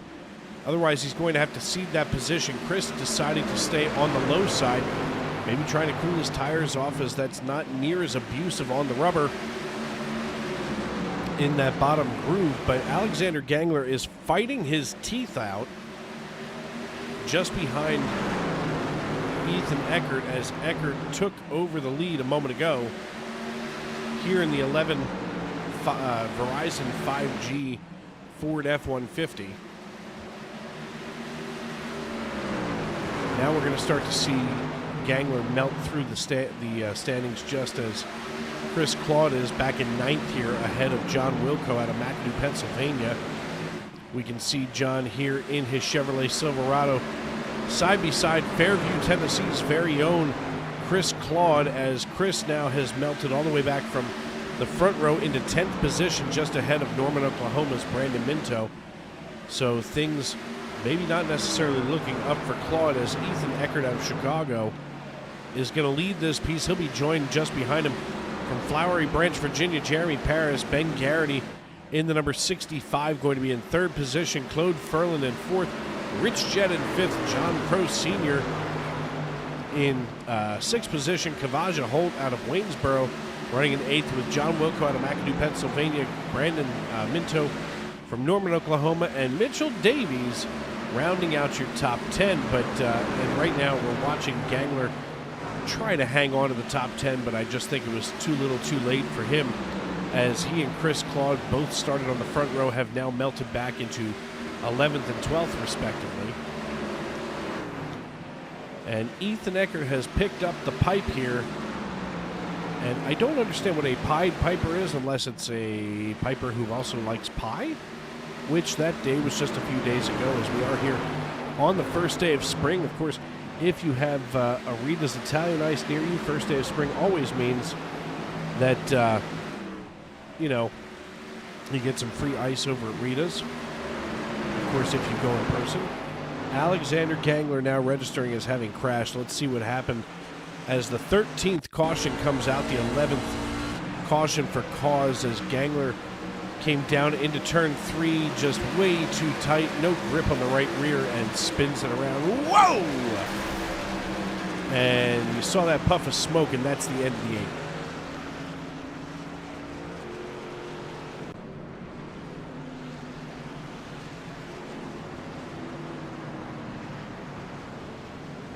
$55 laps to go here at Bristol Motor Speedway. I want to thank everybody for joining us and making us a part of your evening here on SRM. Brian Post saying, yay, go Ethan. I'm glad to have all of you tuning in with us tonight. Great turnout here on YouTube. It could be better, so make sure to call some friends, get them to tune in.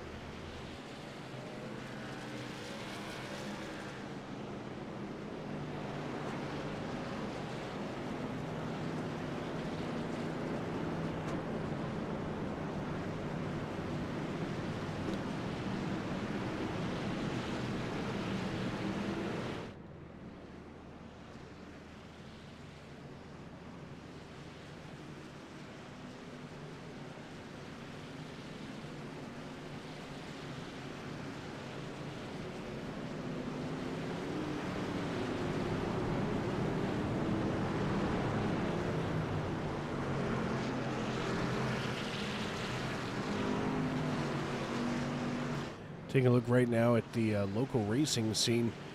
Of course, Dover Motor Speedway going to be hosting the NASCAR Racing Family April 26th to the 28th.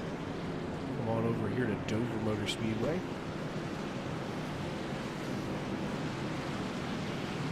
Currently Currently, I'm just trying to find some interesting tickets here. It looks like the General Tire 150 in the ARCA series going to be on Friday, April 26th at 5 p.m. Then the A-Game 200 at 1:30 p.m. there on the 27th.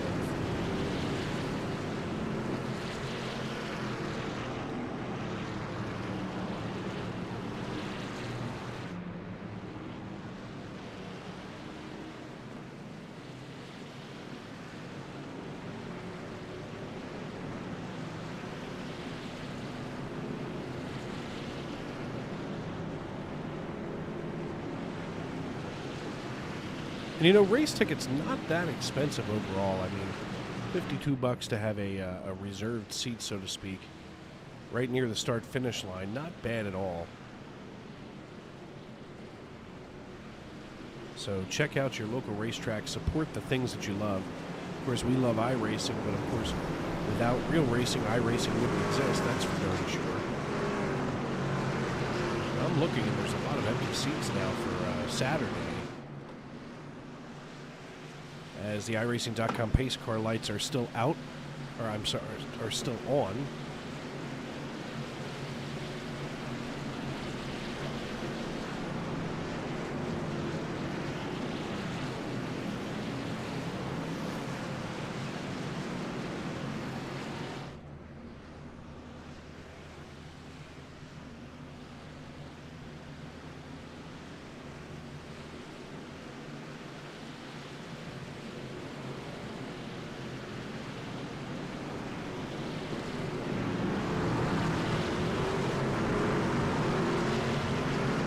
Take a look how we're going to line back up. Ethan Eckert going to be our race leader. He'll be followed by Jeremy Paris, Claude Ferlin, Ben Garrity, John Crow, Rich Jett, John Wilco, Kavaja Holt, Mitchell Davies, and Brandon Minto, your top 10 as we get ready to rock.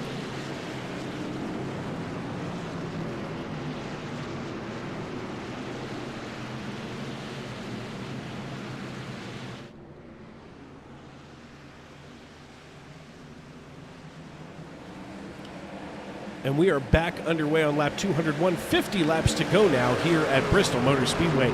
Looks like Eckert getting a pretty good jump here over the rest of the field, as he's going to lead Jeremy Paris.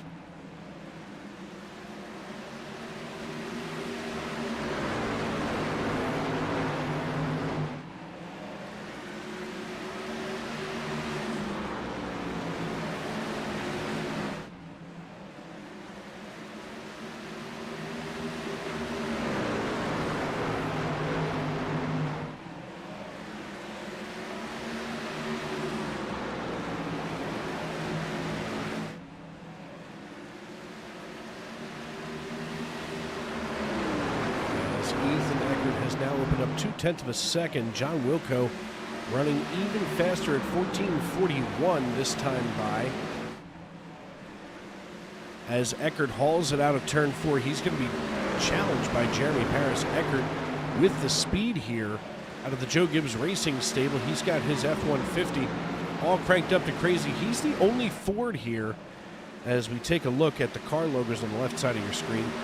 He's the only Ford until you get to Mitchell Davies and Brandon Minto in 9th and 10th. So manufacturer-wise, he is all by his lonesome atop the pile.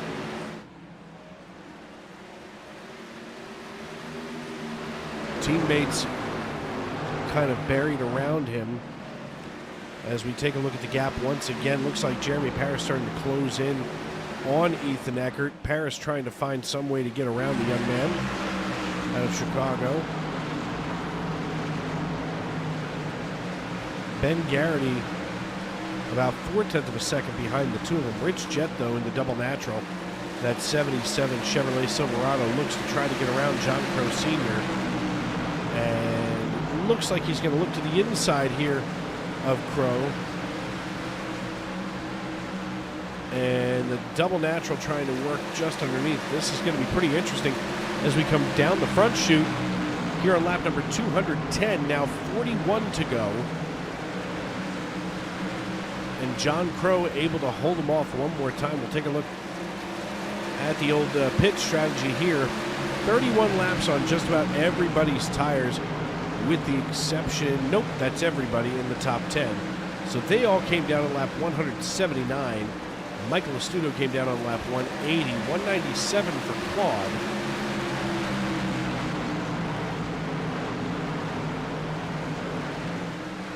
Which makes one a little bit curious. What's old Chris, Crafty Chris, trying to pull down there?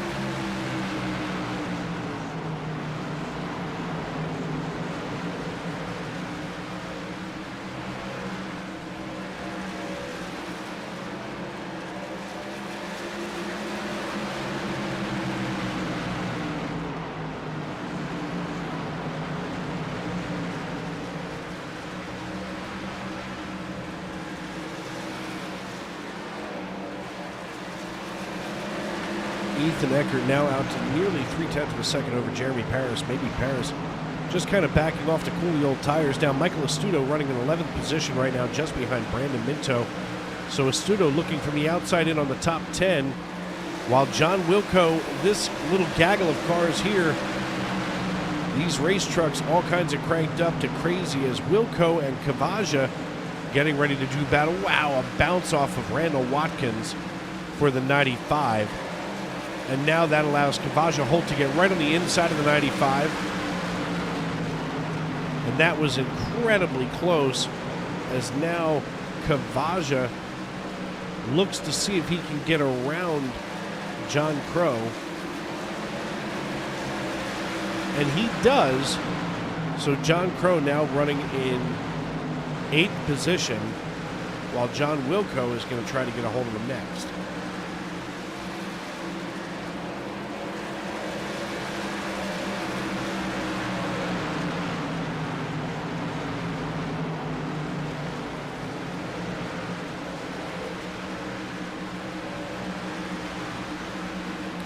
Take a look here at Chris Custer just behind Ray Ferreira, as Ferreira trying to get around the lap truck. That's the 20.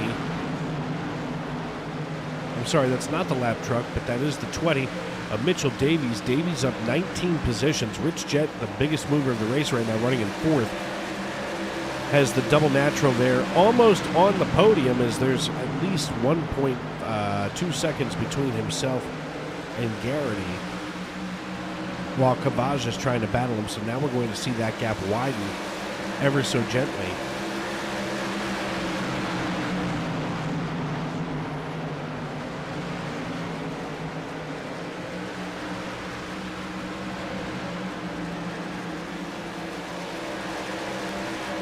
Mitchell Davies trying to work his way back up here where John Crow and Ray Ferreira are. Looks like Davies is going to try to hitch his wagon to the rear bumper of Ferreira, but Ferreira tucks himself just in front of John Crow Sr., as John Crow now has a windshield, wow, full of Davies. And they are 3 wide. It's going to be Davies, Hamilton, and Custer all running together, with the 06 of Gabriel Lafreniere just kind of hanging out here on the outside in the Oxmoor Ford F-150. They make contact coming out of 4. No harm, no foul, though, as the 66 is doing battle now with the 84 and the 20 all at once.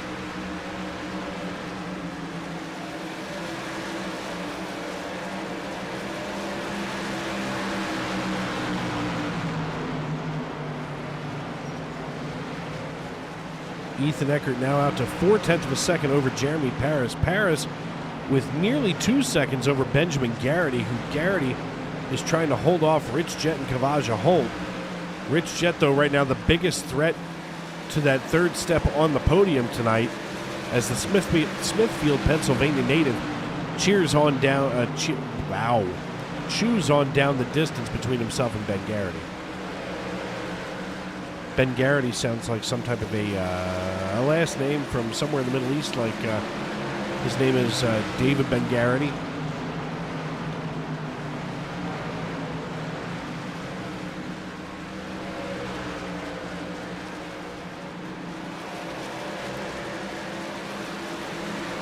Jarrett Ferreira saying almost back in it, and he definitely is. As N. Casey says, go Ben Garrity, and Brian Post cheering on Ethan Eckert. So finally the live chat's starting to come to open its eyes a little bit here, as this can give some of these guys a lot of encouragement, knowing that there's somebody there watching them. There's nothing more depressing than you're a kid playing Little League, you turn around and your dad's not there. But for these guys here on the racetrack, that's exciting to know that you've got people at home watching you and cheering you on.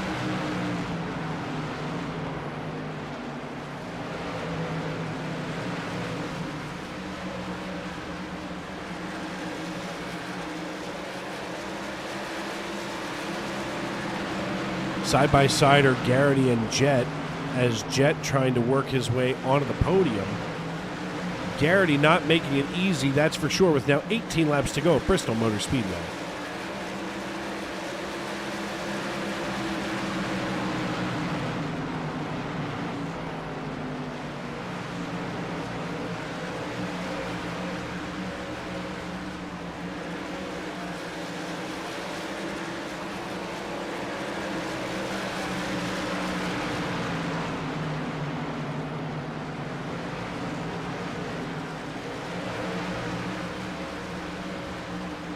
Eckert, Paris, and Garrity, the top three right now with 15 laps to go this time by. Rich Jet trying to get his 77 Chevrolet Silverado up here. Right now it's a battle of domestic, so to speak. I guess you could call this domestic violence, as the Ford F-150 driven by Ethan Eckert leads Jeremy Paris in his Chevrolet and Rich Jet in his Chevrolet by, let's see, just about 0.6, 1.4 seconds from Jet to Eckert.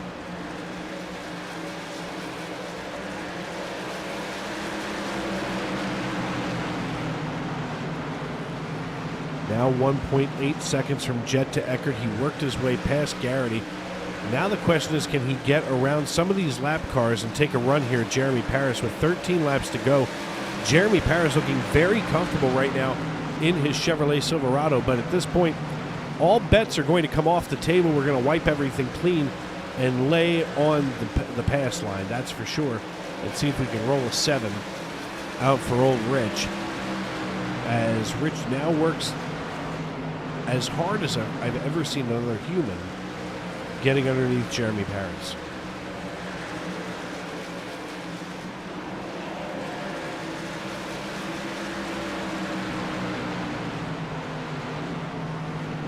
All of these drivers last came down on lap 179 and 180, with the exception of Ferreira and Hamilton, who each came down on 197 and 198, as well as Chris Claude. So those drivers may be thinking, see if we can pick up a late race caution here and cycle themselves to the front. Then the work is almost done. Once you get them, slowed down to the point where you can turn your head to them, that's when you know that you're in cruise control.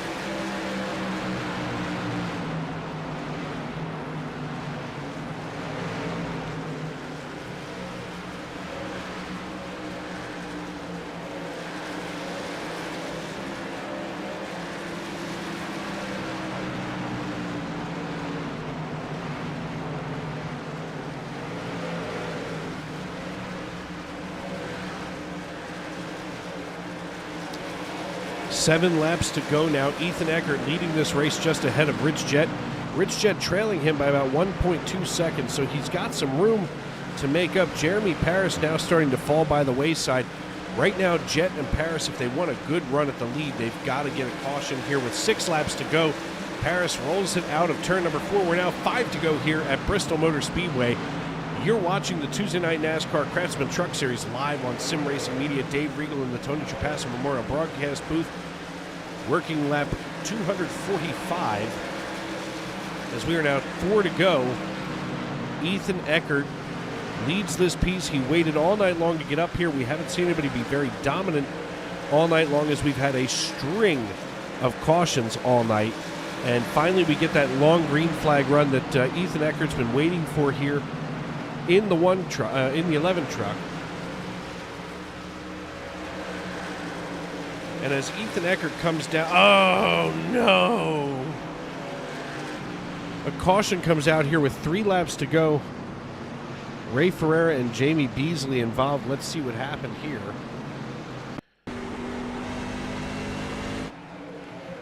And right at the start-finish line, just as the popsicle sticks were about to come into the air, bad things happen. And, that's something that you can't really plan for, no matter how good of a prognosticator you happen to be. We're going to take one more look at it here from the blimp.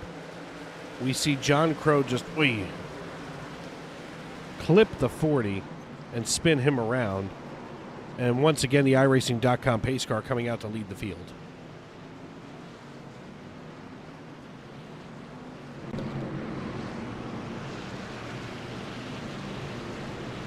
Ethan Eckert trying to see if anybody will do the Ronsky feint here.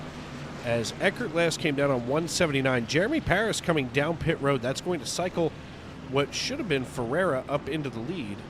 Or I'm sorry, up into third position. Rich Jett trying to get his best finish of the season right now as we come around turn 4. And Eckert going to stay out here with Rich Jett, waiting to see who's going to cycle up there into that third position. Should be Ray Ferreira, and it is.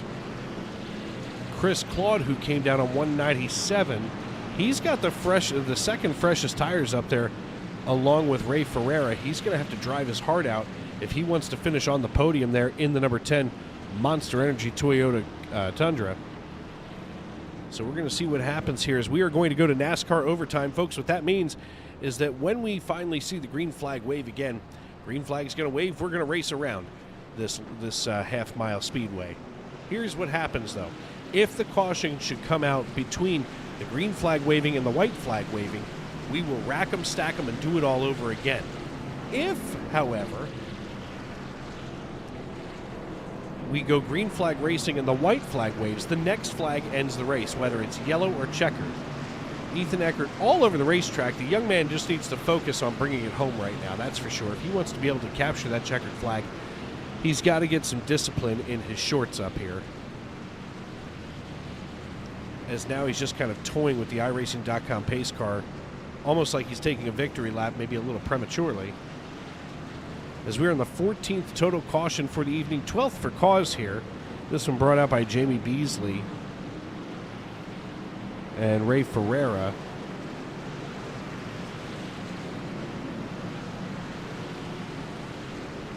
Noah Hamilton coming off of pit lane. Chris Custer as well. Just 10 cars left on the lead lap. It's going to be Eckert, Jett, Ferreira, Claude, Holt, Paris, Garrity, Minto, Astuto, and Furlan.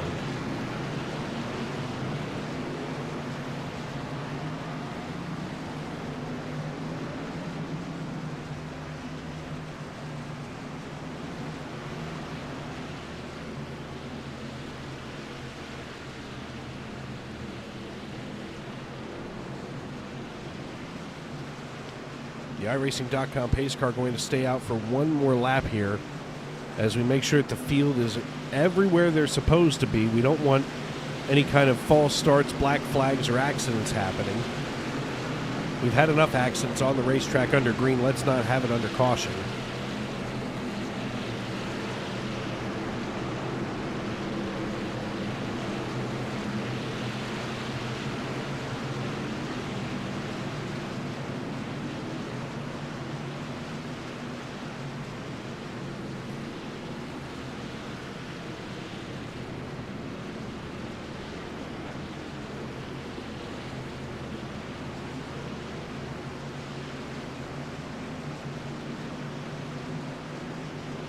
NASCAR overtime, folks. Chris Claude on the high side, Ray Ferreira on the low side. Ethan Eckert leading us into the Geico restart zone. He gets a crazy jump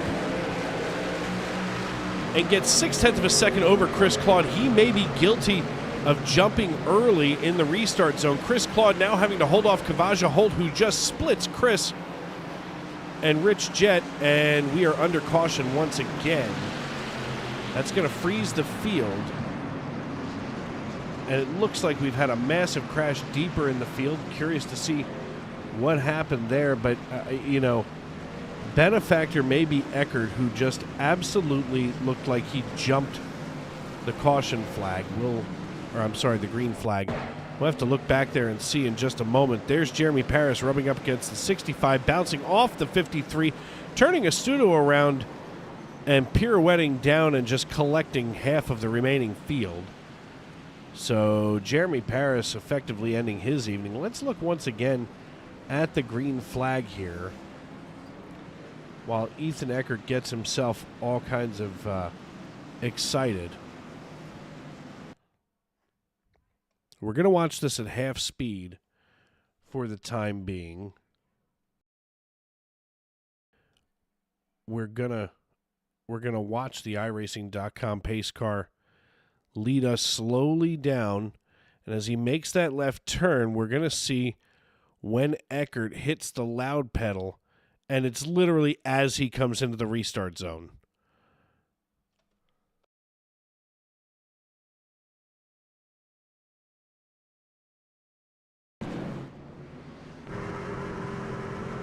One more time.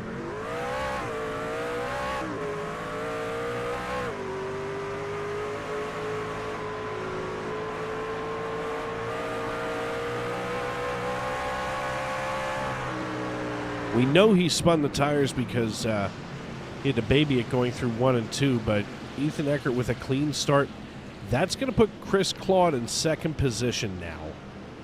Now, Chris Claude's got fresher tires and more discipline than Eckert, that's for sure. In fact, I think Chris Claude has more patience in his left thumb than some of these drivers do in their whole body.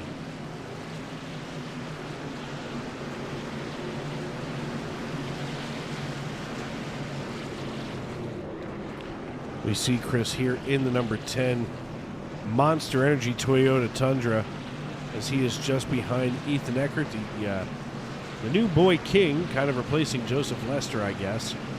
Although you can never really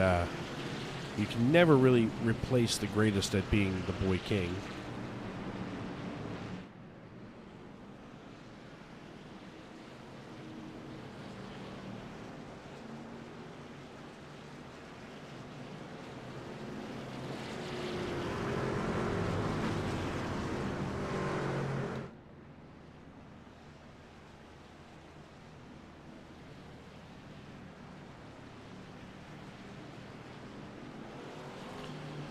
As we get ready for attempt at green-white checker number 2, it's going to be Eckert, Claude, Holt, Jet, Minto. Pace car lights come back on. A little bit of contact there between Chris and Eckert. So maybe Eckert checked up here under caution. I can't imagine ever seeing Chris actually flex his foot over top of the throttle like some of us have done.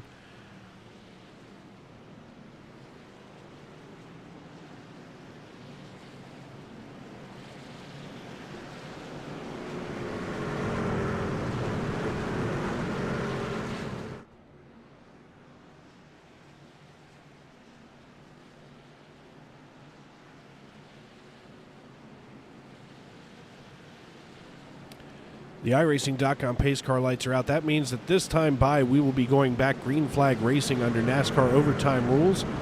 Once again, when the green flag waves, we will race back around. And if the white flag comes out, the next flag will end the race, whether it's checkered or yellow. If the caution should come out before the white flag waves, well, we get to rack them and stack them and do it all over again. One final time for the evening.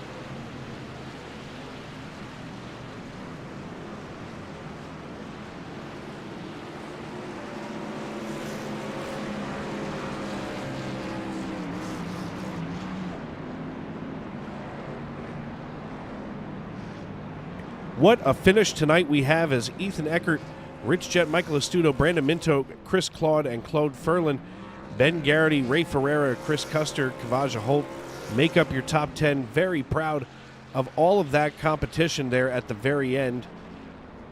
As, of course, the microphone always cuts out when you don't want it to. We're going to get a hold of Ethan Eckert here in just a moment as we move him down to the broadcast waiting room. We'll see if we can find Rich Jett as well. I thought we were going to get a chance to talk to Kavaja Holt, but instead it's going to be Michael Astuto.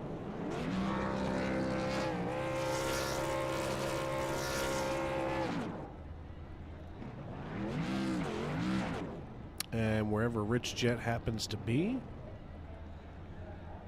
I hope he gets down into the into the Discord chat here before long. But right now, we're going to get a chance to talk to our race winner, the young man Ethan Eckert out of Chicago, Illinois. Hey, Ethan, it's Dave up in the booth. You got me? Yes, I do.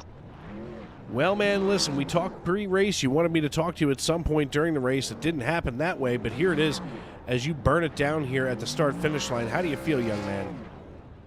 I'm just happy to get it. I thought I wasn't going to win it off that last yellow right there. I thought everyone was going to pit behind me, and luckily I got like 4 guys to stay out with me, and that was all it needed. Yeah, sometimes that's all you really need. And I mean, you had Chris Claude pushing for you from behind as you turn in the win. This is something that's very special to you here in this league, as it's your first go around here, so to speak, in the Truck Series. But how do you feel tonight? And take us through these last couple of laps. Well, I just blew up my motor doing donuts. So, well, basically what happened was I just was doing as good as what I could, trying to save tires. Thanks to Minto for helping me out a little bit at the beginning of the race, telling me what to do to save tires.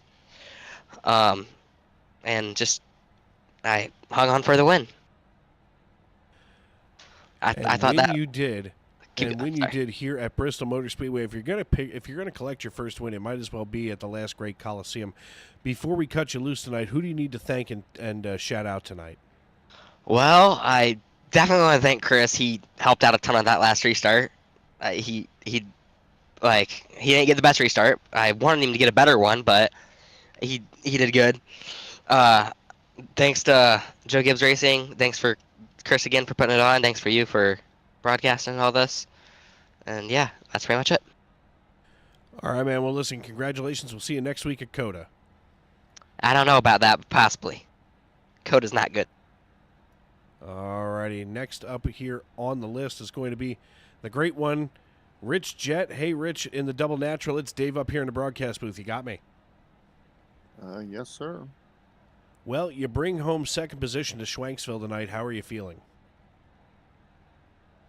First, I guess 200 laps was just to survive, and last run up until that yellow where I was catching Ethan, I was getting really excited. I was happy I managed the truck, and was able to stick there. And then obviously the chaos happened, but I was able to finish second. Yeah, sometimes chaos can breed, podium finishes, and we saw that tonight here for you. I mean, it was a hard-fought race. It was a long race. I mean, 250 laps doesn't sound like that much when you consider that, the Cup Series ran 500 on Sunday. But, I'm sure that you're exhausted. You had to be elbows up half this race. How was that truck feeling all night long?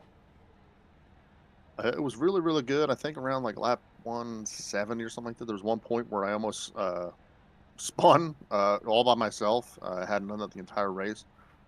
So after that, I was a little worried about that happening again because it hadn't happened all race. But otherwise, it felt good. I didn't think I had the speed. I guess it was kind of maybe going to be a long run speed, which I didn't really practice or test for. But I'm happy how it definitely turned out. All right, my man. Well, listen, you know the drill here. Before we cut you loose, who do you need to thank and tip your helmet to? 2 teammates, Wilco, Herring, all the admins here. Chris does a miraculous job with everybody here. We're all struggling and having so many yellows, and just need to stick with it, and it'll kind of not fix itself, but we'll all learn and get better and put on even better shows than what we had tonight. All right, my man. Well, listen, we will see you next week at COTA. Congratulations on the podium finish tonight, and we'll see you then. Thank you, and thank you for putting on a great show that you guys always do for us, too. It is always a pleasure, my friend, that's for sure. As we get Rich back into the waiting room, we'll pull up last but certainly not least on the podium tonight, Michael Astuto. Hey, Mike, it's Dave up in the broadcast booth. You got me? Yeah, I got you, Dave. Hey, man, listen, hard-fought race tonight. I mean, you bring home third position. How are you feeling, trying to climb through all of this traffic tonight? Yeah, it was a good ride. I got caught up in some junk early, and I actually had to kind of baby my car probably the first half of the race because my temps were getting super high, and then was able to get some work done, and there at the end we were finally able to push pretty hard. Yeah, push hard you did, and I mean, it always it's kind of rough when you have to baby the car, especially early on in the race. But in the back of your mind, you had to be thinking, if I can just get through, all of this mess, you can finally get yourself cleaned up, and obviously here onto the podium. I mean, how much patience does it take to get through that? A lot, yeah. I mean, that's really, Bristol is, it's you got to have patience. It's one of the biggest things to get a decent finish here is just not pushing too soon and not putting yourself in position to not run all 260 laps or 50 laps or whatever we did. Yeah, that's for sure. Well, man, a hard-fought race, you still get to bring home third position honors. Before we cut you loose, who do you need to thank and shout out tonight? Just thank my team. Thank Minto and Mike Wright and Stoney for just their expertise and good setups, and thank everybody for racing me clean there at the end. That was fun. All right, my man. Listen, we will see you next week at COTA. Congratulations. Cool. Thanks. I appreciate it. Well, folks, another one in the books here in the Tuesday Night NASCAR Truck Series. As we finally wrapped this one up. It's been a long night here in the broadcast booth, and of course down on the racetrack for sure, for a lot of these drivers who came out and gave everything that they had. That's for sure. And next week we go road course racing, so we go from super speedway to the mile and a half to the half mile, and now road course racing. Which is a totally different animal. And of course, before we get out of here tonight, we want to take one final look at our results here at the last great Coliseum, Bristol Motor Speedway. Ethan Eckert brings home the checkered flag. He's joined on the podium by Rich Jett and Michael Astuto.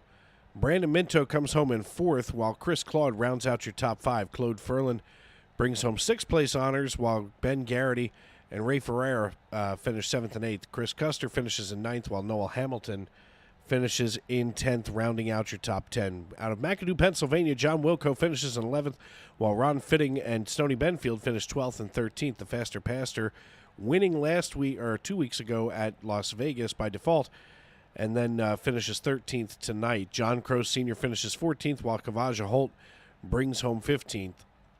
Mason Hoffner, who had a rough night trying to use his car as a battering ram, comes home in 16th position, while Sylvain Joly comes home in 17th. Gabriel Lafreniere, Jeremy Paris, and Randall Watkins out of Miami, Florida round out your top 20, while Daniel Moynihan and Tane Hodison finish 21st and 22nd. Mitchell Davies and Mitchell Smith, wow, a pair of Mitchells finishing 23rd and 24th, while Jamie Beasley and Jacob Fifield come home 25th and 26th. Alexander Gangler and Gregory Villard come home 27th and 28th, while 29th and 30th belong to Nicholas Breidenbach and Richard Pruitt. Diego Rodriguez and Bobby Blazer come home in 31st and 32nd, while Leo Bonacasa comes home in 33rd. Joe Stafford out of Philadelphia, Pennsylvania comes home in 34th, with Paul Hill rounding out the night here on lap 260 under his, plus 260, finishing in 35th, I'm sorry. Somebody had to do it, and unfortunately it was him tonight, but at the end of the day, whether you're Ethan Eckert or Paul Hill, this has been an incredible race here. at Bristol Motor Speedway. I want to thank everybody for making us a part of your evening, as always, right here on Sim Racing Media. Dave Regal here in the Tony Trapasso Memorial broadcast booth, reminding you that as you walk down the road of life, please don't play in traffic. Good night, everybody.